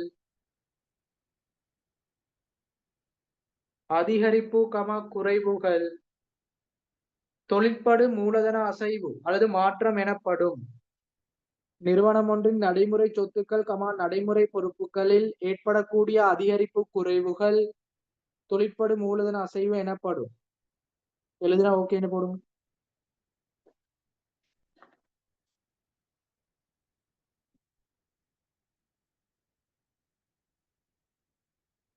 முதலாவது வரிக்கு முன் லாபம், அடுத்து சீராக்கம் செய்வோம், ஏதாவது வருமான விடயம்டா கழிப்போம், செலவு விடயம்டா கூட்டுவோம், காசு தன்மையற்ற விடயம். அடுத்தது தொழிற்படு மூலதன அசைவுக்கு வரும். இதை எப்படி சீராக்கம் செய்யறதுன்னு இப்ப சொல்லித்தாரு. தொழிற்படு மூலதன அசைவு. தம்பி இதுல பாருங்க, தொழிற்படு மூலதன அசைவு எப்படி பாருங்க, நடைமுறை சொத்துக்கள் ஏற்படக்கூடிய அதிகரிப்பு குறைவும், நடைமுறை பொறுப்புகள்ல வர அதிகரிப்பு குறைவும் இங்க சீராக்கம் செய்யப்படும். நடைமுறை சொத்துல வர அதிகரிப்பு குறைவு, நடைமுறை பொறுப்புல வர அதிகரிப்பு குறைவு. இது எப்படி செய்யறதுன்னா தெளிவா சொல்லித்தாரன். இந்த நடைமுறை சொத்துக்களை எதிர்கணியமா பதிவு செய்யணும், நடைமுறை பொறுப்புகளை நேர்கணியமா பதிவு செய்யணும். நான் சொல்லித்தார முக்கியமான கீ பாயிண்ட், முக்கியமான விடயம், அதான் நமக்கு தேவை. நடைமுறை சொத்துக்கள் எதிர்கணி அடிப்படையில பதிவு செய்யணும். நடைமுறை பொறுப்புகள் நேர்கணி அடிப்படையில பதிவு செய்யணும். அப்படின்னா என்ன? ஒரு நடைமுறை சொத்து எதிர்கணியம் அதிகரிச்சா மைனஸ் பண்ணணும், குறைவடைஞ்சா பிளஸ் பண்ணணும். அதுதான் எதிர்கணியம். எதிர்கணியம்னா அதிகரிச்சா மைனஸ், குறைவடைஞ்சா பிளஸ் பண்ணணும். அதே போல நடைமுறை பொறுப்புகள் நேர்கணியம் அதிகரிச்சா பிளஸ், குறைஞ்சா மைனஸ், இப்படி நீங்க பதிவு செய்யணும். சரியா? அப்ப காசு பாய்ச்சல் கூற்றுல தொழிற்படு மூலதன அசைவு எப்படி செய்யறதுண்டா, நடைமுறை சொத்துக்களை எதிர்கணி அடிப்படையில செய்யுங்க. எதிர்கணியம்டா அதிகரிச்சா மைனஸ் பண்ணுங்க, குறைவடைஞ்சா பிளஸ் பண்ணுங்க. நேர்கணியம்டா அதிகரிச்சா பிளஸ், குறைஞ்சா மைனஸ். இது எல்லாருக்கும் தெரியும், திருப்பி சொல்லித்தார். இந்த அடிப்படையில தான் நாங்க தொழிற்படு மூலதன அசைவை செய்யணும். அப்ப இருப்புக்கள் அதிகரிப்புண்டா இருப்பு ஒரு சொத்துக்களை எதிர்கணி அடிப்படையில செய்யணும். எனவே இருப்பு அதிகரிச்சா என்ன செய்வோம்? குறைப்போம். இருப்பு குறைஞ்சா கூட்டுவோம். கடன் கொடுத்தோர் அதிகரிப்பு வருது, கடன் கொடுத்தோர் பொறுப்பு நேர்கணி அடிப்படையில சிறிது படிச்சுக்கிறோம். எனவே கடன் கொடுத்தோர் பொறுப்பு தானே, அதிகரிச்சா கூட்டுங்க, குறைஞ்சா மைனஸ் பண்ணுங்க. இப்ப லாஸ்டா சொல்லிக் கொள்றேன். தொழிற்படு மூலதன அசைவுகள் நேர்கணிய எதிர்கணி அடிப்படையில், அதாவது நடைமுறை சொத்துக்கள் எதிர்கணி அடிப்படையிலும் நடைமுறை பொறுப்புகள் நேர்கணி அடிப்படையிலும் பதிவு செய்யப்படும். இது கிளியர்னா செட்ல போடுங்க, எழுதி கொள்ளும். எல்லாருக்கும் கிளியர்னா இந்த கான்செப்ட் கிளியர்னா செட்ல போடும். டவுட்னா கட்டாயம் கேளுங்க. பொதுவா டவுட் வராது, எனவே கிளியரான செட்ல போடும். எழுதி கொள்ளுங்க. அது கீழே நோட்ல போட்டுக்கோங்க. அது கீழே இங்கு தொழிற்படு மூலதன அசைவானது இங்கு தொழிற்படு மூலதன அசைவானது இங்கு தொழிற்படு மூலதன அசைவானது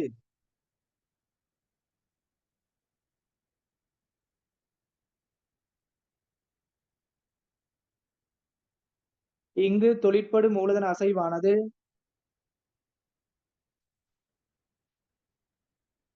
நடைமுறை சொத்துக்கள் எதிர்கணியமாகவும் நடைமுறை சொத்துக்கள் எதிர்கணியமாகவும்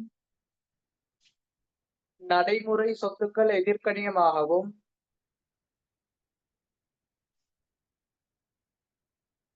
கமா நடைமுறை பொறுப்புகள் நேர்கணியமாகவும் நடைமுறை சொத்துக்கள் எதிர்கணியமாகவும் நடைமுறை பொறுப்புகள் நேர்கணியமாகவும்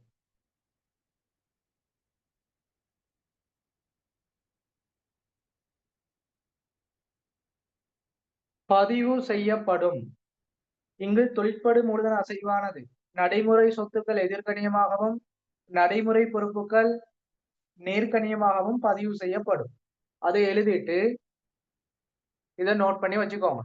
சொத்துக்கள் அதிகரிச்சா மைனஸ், குறைஞ்சா பிளஸ், பொறுப்புகள் அதிகரிச்சா பிளஸ், குறைஞ்சா மைனஸ். இதை மட்டும் நோட் பண்ணி வச்சுக்கோங்க. இதை நோட் பண்ணிட்டு கிளியர்னா செட்ல போடுங்க. இப்ப நாங்க நேரில் முறை காசு பாய்ச்சல் கூட்டோட மாதிரி வடிவத்துக்கு போவோம். இறுதியான முக்கியமான விடயம். எல்லாரும் எழுதிட்டு கிளியர்னா செட்ல போடுங்க. இறுதியா நாங்க காசு பாய்ச்சல் கூட்டோட நேரில் முறை காசு பாய்ச்சல் கூட்டோட மாதிரி வடிவத்துக்கு போவோம். அதோட பாடம் முடிவடை.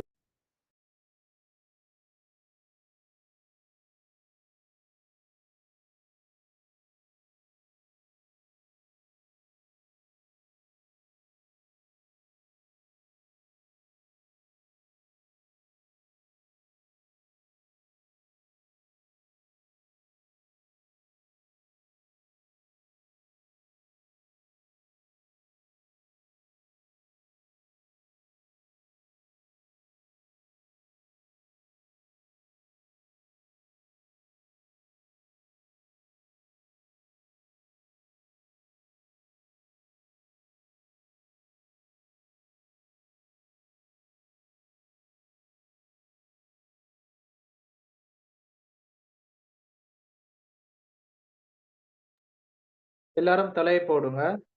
நேரில் முறை காசு பாய்ச்சல் கூட்டின் மாதிரி வடிவம். நேரில் முறை காசு பாய்ச்சல் கூற்றின் மாதிரி வடிவம்.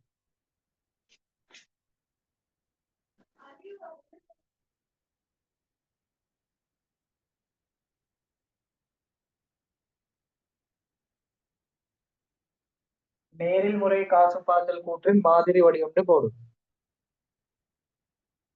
நாங்க எப்படி நேர்முறை காசு பாய்ச்சல் கூற்று செஞ்சோமோ அதே முறையில சார்ட் அடிச்சுக்கோ. வருமான கூற்று எப்படி வருமோ அதே பேட்டர்ல அடிச்சுக்கோ. இதுல ஏற்கனவே சொல்லி தந்துட்டேன்.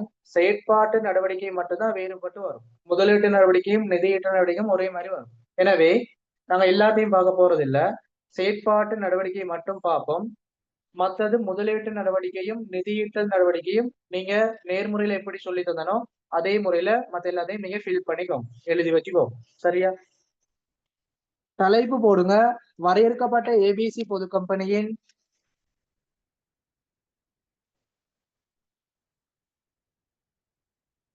வரையறுக்கப்பட்ட ஏபிசி பொது கம்பெனியின்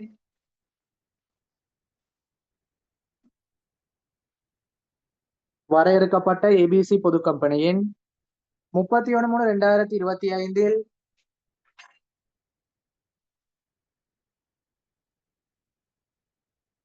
முடிவடைந்த ஆண்டுக்கான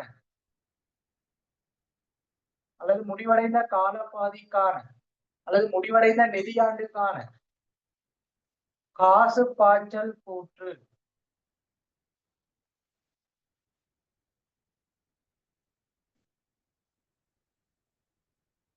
தலைப்பு போட்ட எல்லாரும் செட்ல போடுங்க. செயற்பாட்டு நடவடிக்கை மூலமான காசு பாய்ச்சல் எப்படி கண்டுபிடிக்கிறேன்னு தெளிவா பார்ப்போம்.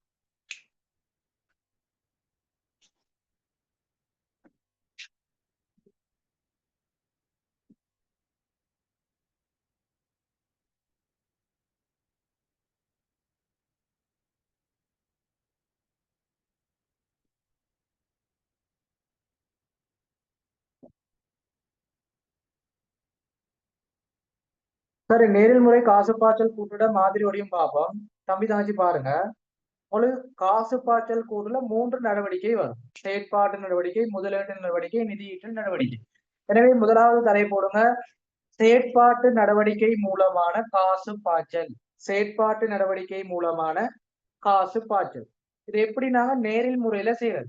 முதலாவது என்ன வரும்? எல்லாருக்கும் தெரியும். உங்களுக்கு மாதிரி வடிவம் சொல்லி தரதுக்கு முன்னுக்கே மாதிரி வடிவம் எப்படி வரும்னு படிச்சுட்டோம். சிறிய சிறிய விடயங்களா சொல்லி தந்து முழுமையா சொல்லி தந்துட்டேன். இப்ப முழுமையா சொல்லி தரும்போது உங்களுக்கு கிளியரா விளங்கும். சரியா? முதலாவது வரிக்கு முன் லாபம். ஞாபகப்படுத்திக்கோங்க. வருமான வரி தரப்படலாட்டி ஆண்டுக்குரிய லாபம் போடலாம், பிரச்சனை இல்லை. வரிக்கு முன் லாபம் தேடிக்க கூடாது. முதலாவது வரிக்கு முன் லாபம் போடணும். இரண்டாவது என்ன சொன்னேன்? சீராக்கம்னு போட்டு காசு தன்மையற்ற விடயங்களும் ஒரு சில வருமான செலவுகளும் பதிவு செய்யணும். அப்ப சீராக்கம்னு போடுங்க. அதுல முதலாவது பெருமான தேய்வு. பார்த்து எழுதிட்டு வாங்க. பெருமான தேய்வு. பெருமான தேய்வு என்ன? வருமான கூட்டுல செலவா காட்டிப்போம். எனவே இங்க நாங்க என்ன செய்யணும்? கூட்டணும். இரண்டாவது முதலீட்டு வருமானம், கமா பெற்ற வாடகை, பெற்ற வட்டி. சரியா? முதலீட்டு வருமானம், பெற்ற வட்டி, பெற்ற வாடகை. இதெல்லாம் நாங்க என்ன செய்வோம்? வருமான கூட்டுல பிளஸ் பண்ணிப்போம். எனவே மைனஸ் பண்ணுங்க. அடுத்து மூன்றாவது ஆண்டுக்குரிய வட்டி செலவு. ஆண்டுக்குரிய வட்டி செலவு. வட்டி செலவு நாங்க ஏற்கனவே கழிச்சிப்போம். எனவே கூட்டுங்க. அறவிட முடியா கடன். அறவிட முடியா கடன் ஒரு செலவா காட்டிப்போம். எனவே கூட்டுங்க. அறவிட முடியா கடனுக்கு புதிய பேர் என்ன? வியாபார வருமதிகளின் மதிப்பு குறைவு நட்டம். வியாபார வருமதிகளின் மதிப்பு குறைவு நட்டம் அறவிட முடியா கடன். அடுத்தது போடுங்க. ஐயக்கடன். ஐயக்கடன் மிகை வரலாம் அல்லது குறை வரலாம். மிகைண்டா வருமானமா காட்டிப்போம். எனவே மைனஸ். குறைந்தா நட்டமா காட்டிப்போம். எனவே பிளஸ். ஐயக்கடன் புதிய பெயர் என்ன? வியாபார வருமதிகளின் எதிர்பார்க்கை நட்டப்படிகள். சரியா? இப்ப முதலாவது வரிக்கு முன் லாபம், அதோட சீராக்க விடயங்கள் நிறைய வரும், போட்டுக்கோங்க. பெருமான தேய்வு அது நாங்க செலவா காட்டிப்போம் எனவே வரிக்கு முன் லாபம் சீராக்கும் போது கூட்டணும். வருமானம், பெற்ற வாடகை, முதலீட்டு வருமானம் போன்ற விடயங்கள், பெற்ற வட்டி கழிச்சிப்போம், எனவே கூட்டுங்க. சரியா? இது ஏற்கனவே கூட்டிப்போம் கழிக்கிறோம், கழிச்சிப்போம் கூட்டுறோம். அடுத்தது வட்டி செலவு ஒரு செலவினம், எனவே கூட்டுங்க. அறவிட முடியா கடன் செலவு, எனவே கூட்டுங்க. ஐயக்கடன் மிகைந்த வருமானம் கழிங்க, குறைந்த செலவு கூட்டுங்க. அடுத்தது போடுங்க அகற்றல் நட்டம், ஆற்றல் இலாபம். ஆற்றல் நட்டம், ஆற்றல் இலாபம். நட்டம்டா என்ன? இப்ப கூட்டணும், இலாபம்டா கழிக்கும். சரியா? இது எல்லாத்தையும் எழுதுங்க, பிள்ளைன்னு சொல்லி தரேன்.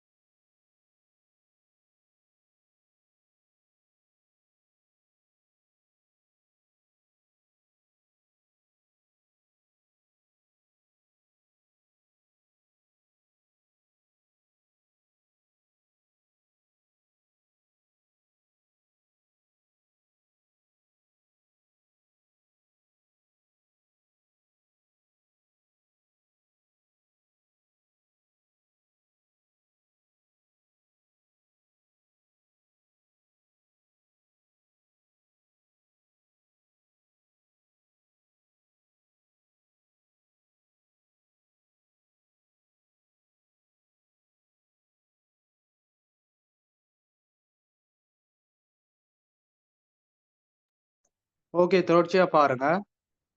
இதுல பெற்ற வாடகை, பெற்ற வட்டி, பெற்ற முதலீட்டு வருமானம், பெற்ற பங்கு லாபம் இதெல்லாம் வரும். சரியா? இதெல்லாம் வந்தா கழிச்சு காட்டணும். இதை நாங்க அப்படியே கூட்டி எடுத்து இது பிளஸ்ல வரலாம் அல்லது மைனஸ்ல வரலாம். இதை அப்படியே கூட்டி எடுக்கும். அதுக்கு பிறகு இதை நாங்க சீராக்குவோம். இதோட வரிக்கு முன் லாபத்தோட சீராக்கங்களை இறுதியில கூட்டி எடுக்கும். ஒண்ணு பிளஸ் அல்லது மைனஸ்ல வரலாம். இதுக்கு எழுதி கொள்ளுங்க.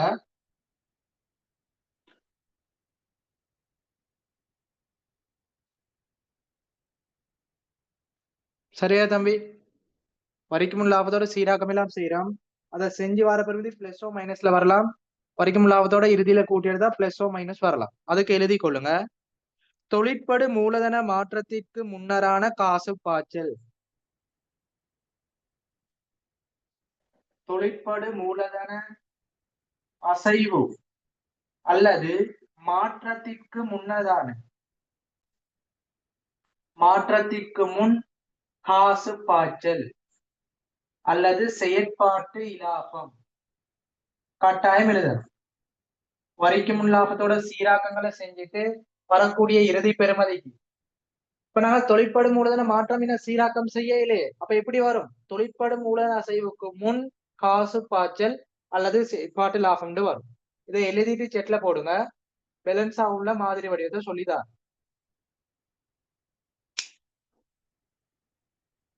வரிக்கு முன் லாபத்தோட சீராக்கங்களை செய்வோம். இறுதியில வாரது தொழிற்படு மூலதன அசைவுக்கு முன் காசு பாய்ச்சல் அல்லது செயற்பாட்டு இலாபம்.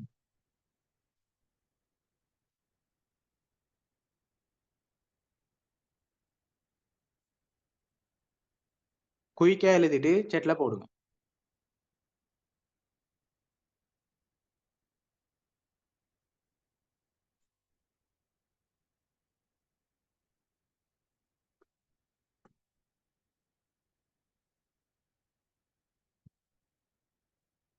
இப்ப அடுத்த விடயம் இதாகிட்டானே, தொழிற்படு மாற்றத்திற்கு முன், தொழிற்படு அசைவுக்கு முன் செயற்பாட்டு லாபம். அதுக்கு கீழே, அப்படியே எழுதக்கூடிய விடயங்களை ஃபார்மட் வடிவில் எழுதிட்டு வாங்க. சரியா? நான் இதுல ஃபுல்லா எழுதி காட்ட முடியாது, அதனால உடைச்சு உடைச்சு எழுதுறேன் பாதி பாதியா. நீங்க ஃபுல்லா எழுதிட்டு வாங்க. சரிதானே? டிரெக்ட் கிளாஸ் மாதிரி ஃபுல்லா எழுதி காட்ட இயலாது, தெரியும் தானே? அதனால நீங்க ஒழுங்கு வரிசையில எழுதிட்டு வாங்க.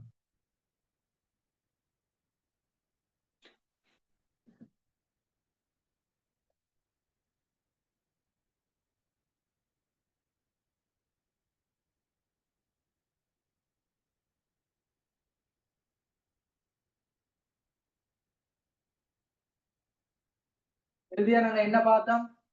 தொழிற்படு மூலதன அசைவுக்கு முன் செயற்பாட்டு லாபம் அல்லது காசு பாய்ச்சல் இதை நாங்க கண்டுபிடிப்போம். அது பிளஸோ அல்லது மைனஸ் வரலாம். இப்ப நாங்க என்ன செய்வோம்னா அடுத்தது தொழிற்படு மூலதன மாற்றம் போடும். தொழிற்படு மூலதன மாற்றம் அல்லது மூலதன அசைவுண்டு போட்டு நடைமுறை சொத்துக்கள் நடைமுறை பொறுப்புகள்ல வர அதிகரிப்பு குறைவை சீராக்கம் செய்வோம். தொழிற்படு மூலதன அசைவுக்கு முன் செயற்பாட்டு லாபத்தை கண்டுபிடிச்சிட்டு அதுக்கு கீழே தொழிற்படு மூலதன அசைவோட சீராக்கங்களை செய்யணும். இதுல என்னெல்லாம் வரும்? நடைமுறை சொத்து அதிகரிப்பு குறைவு வரும். எனவே எழுதிக்கோங்க. முதலாவது இருப்பு அதிகரிப்பு அல்லது குறைவு. இருப்பு அதிகரிப்பு அல்லது குறைவு. அதிகரிச்சா என்ன செய்யணும்? மைனஸ். குறைவடைஞ்சா பிளஸ்ல போடலாம்.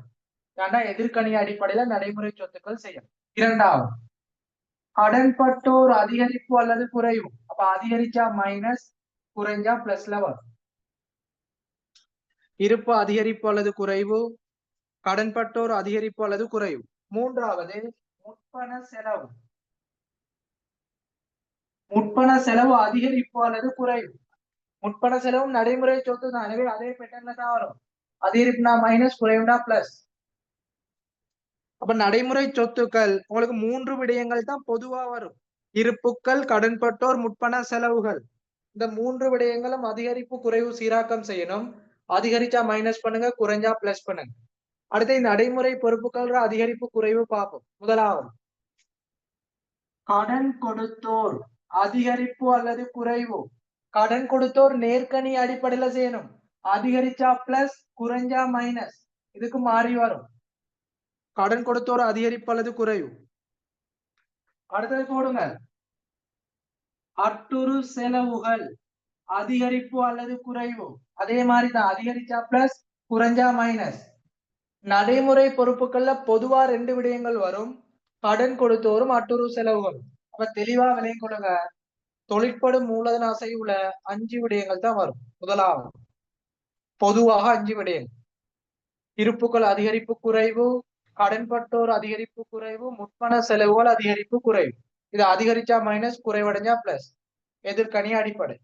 அடுத்தது கடன் கொடுத்தோர்ல வியாபார சென்மதி அல்லது கடன் கொடுத்தோர் அதிகரிப்பு குறைவு, அட்டுறு செலவுகள் அதிகரிப்பு குறைவு. இது நேர்கணி அடிப்படையில வரும். அதிகரிச்சா பிளஸ், குறைஞ்சா மைனஸ். இப்ப இது எல்லாத்தையும் சீராக்கி தொழிற்படும் மூலதன அசைவுக்கு முன் லாபம் காசு பாய்ச்சல் அதோட சீராக்கம் செய்யும். இறுதி விடை ஆன்சர் அதிகரிப்பு அல்லது குறைவுல வரும். நேர்கணியம் அல்லது எதிர்கணியமா வரும். இதை சீராக்கம் செஞ்சு இறுதியில ஆன்சர் எடுக்கணும்.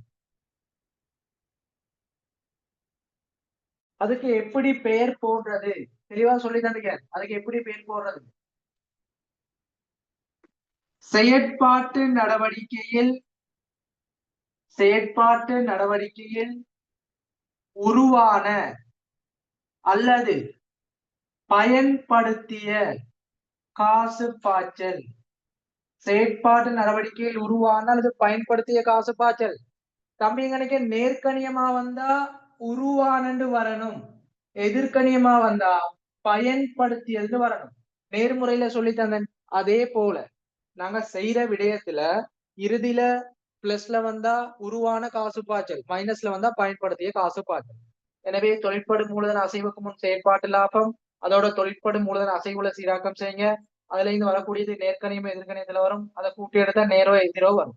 அப்ப பிளஸ்ல வந்தா உருவான காசு பாய்ச்சல், மைனஸ்ல வந்தா பயன்படுத்திய காசு பாய்ச்சல். குயிக் எழுதிக்கோங்க. இப்ப இறுதியா சிறிய ஒரு விஷயம் நீக்கி அதோட இந்த மாதிரி வடிவம் முடிவடையும். குயிக் எழுதுங்க.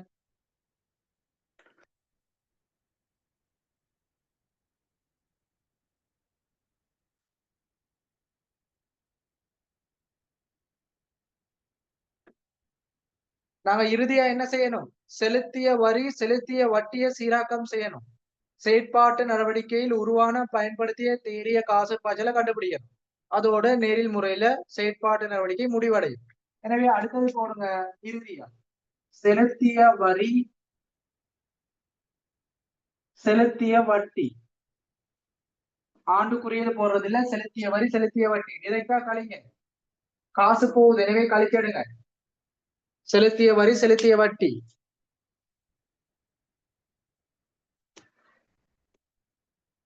செலுத்திய வரியும் செலுத்திய வட்டியும் கழிச்செடுக்கிறோம். இறுதியில ஆன்சர் வரும். அது வளமை போலதான், மைனஸ்லயோ பிளஸ்லயோ வரும். எனவே இறுதியில போட்டுக்கோங்க, செயற்பாட்டு நடவடிக்கையில்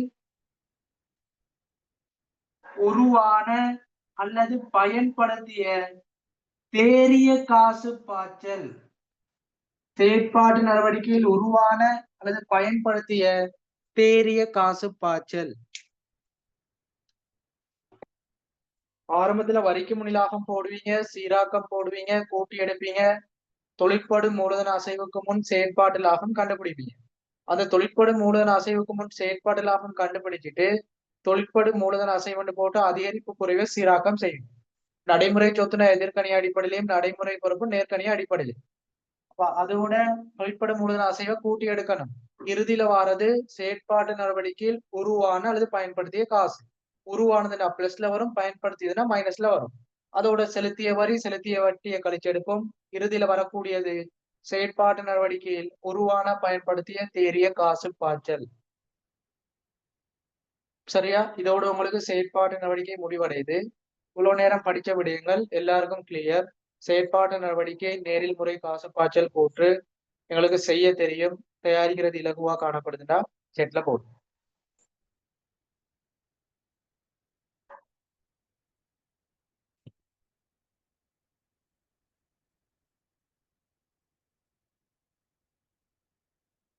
சரியா?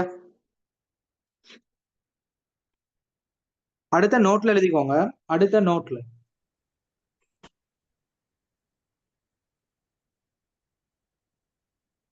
நோட்ல போடுங்க தம்பி. இதுல முதலீட்டு நடவடிக்கை, செயற்பாட்டு நடவடிக்கை, அதாவது முதலீடும் நிதியீட்டல் நடவடிக்கையும் தங்கச்சி நாங்க நேர்முறையில பார்த்தது போலதான் வரும். அதே அடிப்படையில தான் வரும். அதனால எழுத தேவையில்லை. முன்னுக்குள்ளது மாதிரி நீங்க கம்ப்ளீட் பண்ணிக்கோங்க. கீழே எல்லாத்தையும் எழுதி சார்ட்டா அடிச்சு தெளிவான முறையில முடிச்சுக்கோங்க. சரியா? நெறிமுறை காசு பாய்ச்சல் கூற்று சொல்லி தந்தானே, அந்த பேட்டர்ன்ல போட்டுக்கோங்க. அடுத்த நோட்ல எழுதி கொள்ளுங்க. இங்கு இங்கு முதலீடு கமா நிதியீட்டல் நடவடிக்கைகளானது இங்கு முதலீடு கமா நிதியீட்டல் நடவடிக்கைகளானது இங்கு முதலீடு கமா நிதியீட்டல் நடவடிக்கைகளானது நேர்முறை அடிப்படையில் இங்கு முதலீடு கமா நிதியீட்டல் நடவடிக்கைகளானது நேர்முறை அடிப்படையில் நேரில் முறையிலும் நேர்முறை அடிப்படையில் நேரில் முறையிலும் பதிவு செய்யப்படும். நேர்முறை அடிப்படையில் நேரில் முறையிலும் பதிவு செய்யப்படும். இதை எழுதி முடிச்சா ஓகேன்னு போடுங்க.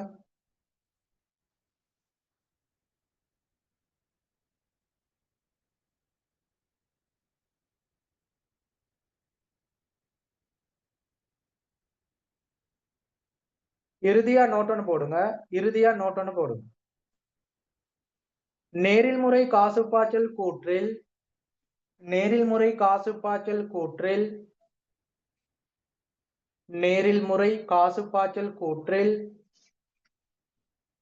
ஆரம்பத்தில் செயற்பாட்டு நடவடிக்கையில் உருவான பயன்படுத்திய தேறிய காசு பாய்ச்சல் கணிப்பீடு செய்யப்படும். நேரில் முறை காசு பாய்ச்சல் கூற்றில் ஆரம்பத்தில் செயற்பாட்டு நடவடிக்கையில் உருவான அல்லது பயன்படுத்திய தேறிய காசு பாய்ச்சல் கணிப்பீடு செய்யப்படும்.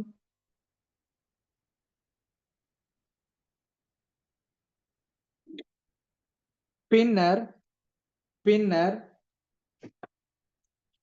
முதலீடு கமா நிதியீட்டல் நடவடிக்கையில் உருவான பயன்படுத்திய தேறிய காசு பாய்ச்சல் கணிப்பீடு செய்யப்படும். பின்னர் முதலீடு கமா நிதியீட்டல் நடவடிக்கையில் உருவான அல்லது பயன்படுத்திய தேறிய காசு பாய்ச்சல் கணிப்பீடு செய்யப்படும்.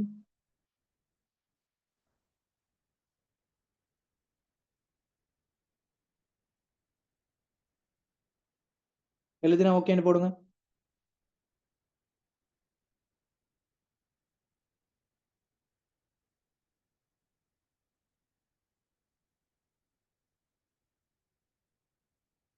இறுதியாக எழுதிக்கோங்க. இறுதியாக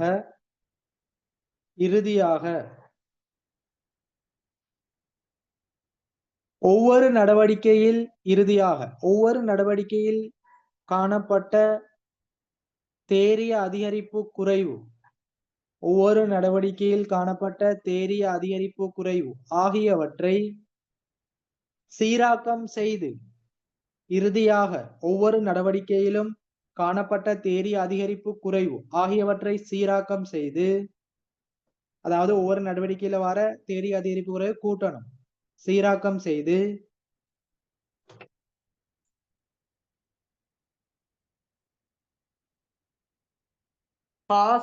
காசுக்கு சமனானவற்றின் அதிகரிப்பு குறைவு கணிப்பீடு செய்யப்படும். காசுக்கு சமனானவற்றின் அதிகரிப்பு குறைவு கணிப்பீடு செய்யப்படும். போன கிளாஸ் சொல்லி தந்தேன். காசு பாய்ச்சல் கூற்று செயற்பாட்டு நடவடிக்கையில் அதிகரிப்பு குறைவு வரும், முதலீட்டு நடவடிக்கை அதிகரிப்பு குறைவு வரும், நிதியீட்டு நடவடிக்கை அதிகரிப்பு குறைவு வரும், பிளஸோ மைனஸ் வரும். இப்ப இது எல்லாத்தையும் சீராக்கம் செஞ்சா என்ன வரும்? காசுக்கு சமனானவற்ற அதிகரிப்பு குறைவு வரும். ஒன்னும் யோசிக்க தேவையில்லை, சிம்பிளானது. ஒவ்வொரு நடவடிக்கையிலும் காணப்படக்கூடிய அதிகரிப்பு குறைவை சீராக்கம் செய்து காசுக்கு சமனானவற்றின் அதிகரிப்பு குறைவு கணிப்பீடு செய்யப்படும்.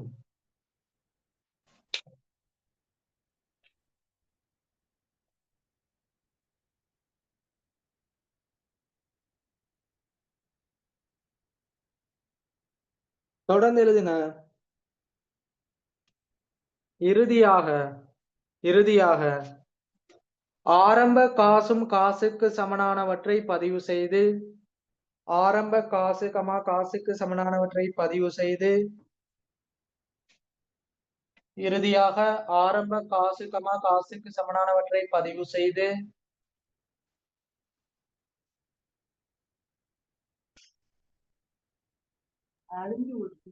காசுக்கு சமனானவற்றை கணிப்பீடு செய்வோம். இறுதியாக ஆரம்ப காசுக்கு சமனானவற்றை பதிவு செய்து இறுதி காசுக்கு சமனானவற்றை கணிப்பீடு செய்வோம் அல்லது கணிப்பீடு செய்யப்படும். இது எல்லாத்தையும் எழுதிட்டு இன்றைக்குரிய கிளாஸ் காசு பாய்ச்சல் கூற்று. இதுல பழைய மாணவர்கள் ஜாயின் பண்ணிக்கிறீங்க, புதிய மாணவர்கள் ஜாயின் பண்ணிக்கிறீங்க. இன்னும் பல மாணவர்கள் ரெக்கார்டிங் கிளாஸ் பார்த்தபடியே ஜாயின் பண்ணல, ரெக்கார்டிங் கிளாஸ் பார்த்து படிப்பாங்க.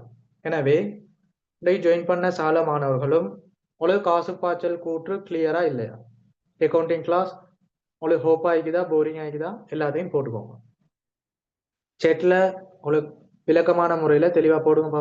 சகல மாணவர்களும் உங்களோட கருத்துக்களை போடுங்க. யாரும் லீவாக வேணாம், எல்லாரும் கமெண்ட்ஸா போடுவோம்.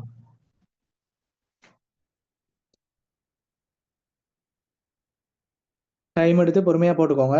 இன்னைக்கு தான் புதுசா ஜாயின் பண்றேன், இல்லாட்டி ஆரம்பத்துல இருந்தே படிக்கிறேன். உங்களோட கருத்துக்களை தெளிவான முறையில விளக்கமா போடுங்க. இல்லாட்டி மேலதிகமா ஏதாவது செய்யணுமா அதையும் போட்டுக்கோங்க.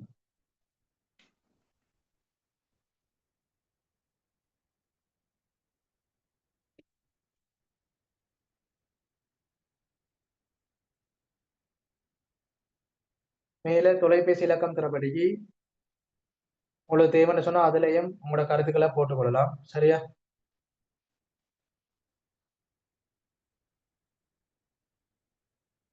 அப்ப உங்களுக்கு இன்றையோட LK7 காசு பாய்ச்சல் கூற்று முழுமையா முடிவடைந்து, அடுத்தது நாங்க காசு பாய்ச்சல் கூற்று தொடர்பான அடிப்படை பயிற்சிகளும் பாஸ் பேப்பர், மாடல் பேப்பர் எல்லாம் பார்ப்போம். சரியா?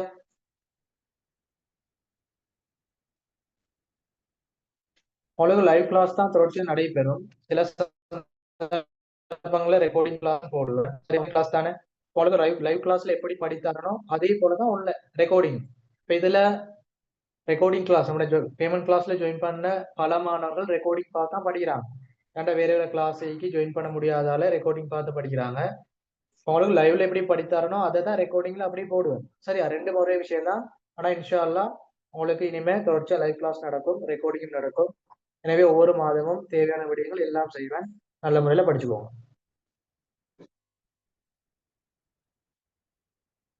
அப்ப 25க்கு இன்னும் குறிப்பிட்ட சில நாட்களே காணப்படுது இறுதி எக்ஸாமுக்கு. உங்களுக்கு அக்கௌண்டிங் எக்ஸாம் வந்து இறுதியா நடைபெறும். டைம் டேபிள் வந்துட்டு சரியா. உங்களுக்கு 10ஆம் தேதி எக்ஸாம் ஆரம்பம். அப்ப ஆரம்பிச்சு ஒரு சில நாட்கள்ல அக்கௌண்டிங் நடக்கும். அப்ப கணக்கீடு இறுதியா நடைபெறும். பார்ட் 1 அதுக்கப்புறம் பார்ட் 2 நடைபெறும். உங்களுக்கு பார்ட் 1க்கு தற்பொழுதே முழுமையா ரெடி பண்ணியாச்சு. சரியா 80% அளவு ரெடி பண்ணிட்டேன். 2012, 13 past paper, 2014 past paper, 2017 old syllabus பாத்துக்கிறோம். புதிய பேப்பர் 2020, 2021 பாத்துக்கிறோம். சரியா 2020, 21 பாத்துக்கிறோம். அடுத்து ரோயல் காலேஜ் பேப்பர் பாத்துக்கிறோம். மாடல் பேப்பர் பாத்துக்கிறோம். ஃபர்ஸ்ட் டைம்ல இருந்து 5ஆம் தவணை வரைக்கும் பாத்துக்கிறோம். இப்போ பார்ட் 1 நிறைய பாத்துட்டோம். பார்ட் 1ல நீங்க முழுமையா தியரி படிக்கலாட்டியும் பார்ட் 1 எப்படி செய்யறதுன்னு ஃபுல்லா பிராக்டிஸ் பண்ணிட்டீங்க. இன்னும் உங்களுக்கு கடந்த கால வினாத்தால் நிறைய காணப்படுது. அதாவது புதிய பேப்பர் 19ஆம் ஆண்டு பேப்பர் 23, 24, 22 அதெல்லாம் செஞ்சு தருவேன். சரியா அதே போல ஓல்ட் சிலபஸ்ல உள்ள பேப்பர் 6ஆம் தவணை பேப்பர் இன்னும் உங்களுக்கு சீட்ஸ் பேப்பர் ரோயல் காலேஜ் பேப்பர் நிறைய பேப்பர் இருக்கு. எல்லாம் செய்வோம். சரியா பொறுமையா இருங்க. எல்லாம் செய்வோம். படிச்சு கொள்ளுவோம். அதே போல பார்ட் 2ல உங்களுக்கு இனிமே வந்து கணக்கு அதாவது கம்பெனி காசு பாய்ச்சல் கூற்று எல்லாம் செய்வேன். காசு பாய்ச்சல் கூற்று கம்பெனி எல்லாம் மினிமம் உங்களுக்கு பயிற்சி நடைபெறும். அதே போல பங்குடைமை பயிற்சி எல்லாம் நடைபெறும். ஏண்டா தியரி முடிக்கிற வரைக்கும் அது செய்யல. இனி உங்களுக்கு தொடர்ச்சியா பாட்டு விடயங்களும் போகும். சரியா எனவே இன்னும் காணப்படக்கூடிய குறிப்பிட்ட குறுகிய காலப்பகுதியில என்னால முடிஞ்ச அளவு ஃபுல்லா சப்போர்ட் பண்ணி படித்து தருவேன். பேமெண்ட் கிளாஸ்க்கு ஜாயின் பண்ண சாலருக்கும் ஃபைனல் எக்ஸாம் வரைக்கும் கிளாஸ் போகும். பெண்டிகெல்லாம் போட்டது மேலதிகமான கிளாஸ். உங்களுக்கு தொடர்ச்சியா ஃப்ரைடே, சாட்டர்டே, சண்டே தான் கிளாஸ் நடைபெறுது. இன்னும் 3 மாதங்களுக்கு மேலதிகமா நிறைய கிளாஸ் போட்டு செஞ்சு தருவேன். கடைசி டைம் தானே. இன்ஷால்லா அடுத்த மாசம் செமினார்லாம் ஸ்டார்ட் பண்ணி எல்லாம் செய்வேன். எனவே எல்லாரும் நல்ல முறையில் படிச்சுக்கோங்க. ரெக்கார்டிங் பார்த்து படிக்கிற மாணவர்கள் தொடர்ச்சியா படிங்க. புதிதாக ஜாயின் பண்ண மாணவர்கள் இந்த மாதம் ஃபுல்லா ஃப்ரீயா நடைபெறும். அதுக்கு பிறகு உங்களுக்கு அதாவது ஃபுல்லா ஃப்ரீயா நடைபெறாது. இதுக்கு பிறகு நடைபெறக்கூடியது வீக்லி உங்களுக்கு ஒரு கிளாஸ் சரி போட்டு தருவேன். பழைய ரெக்கார்டிங் தேவை, முன்னுக்குள்ள பாஸ் பேப்பர் தியரி எல்லாம் தேவைண்டா கிளாஸ்ல ஜாயின் பண்ணி படிச்சுக்குவோம். சரியா தேங்க்யூ ஜசாக்கல்லா ஹைரா. இன்ஷால்லா அடுத்த கிளாஸ் சந்திப்போம். உங்களுக்கு ஏதாவது தேவையான மேலதிகமான விடயங்கள் செய்யணும் இல்லாட்டி இன்னும் நிறைய விடயங்கள் படிக்கணும் அப்படி தேவையான விடயங்கள்டா நம்பருக்கு போட்டுக்கோங்க. எல்லா விடயங்களும் படிச்சு கொள்ளுவோம். சரி தேங்க்யூ ஜசாக்கல்லா ஹைரா. இன்ஷால்லா அடுத்த கிளாஸ் சந்திப்போம்.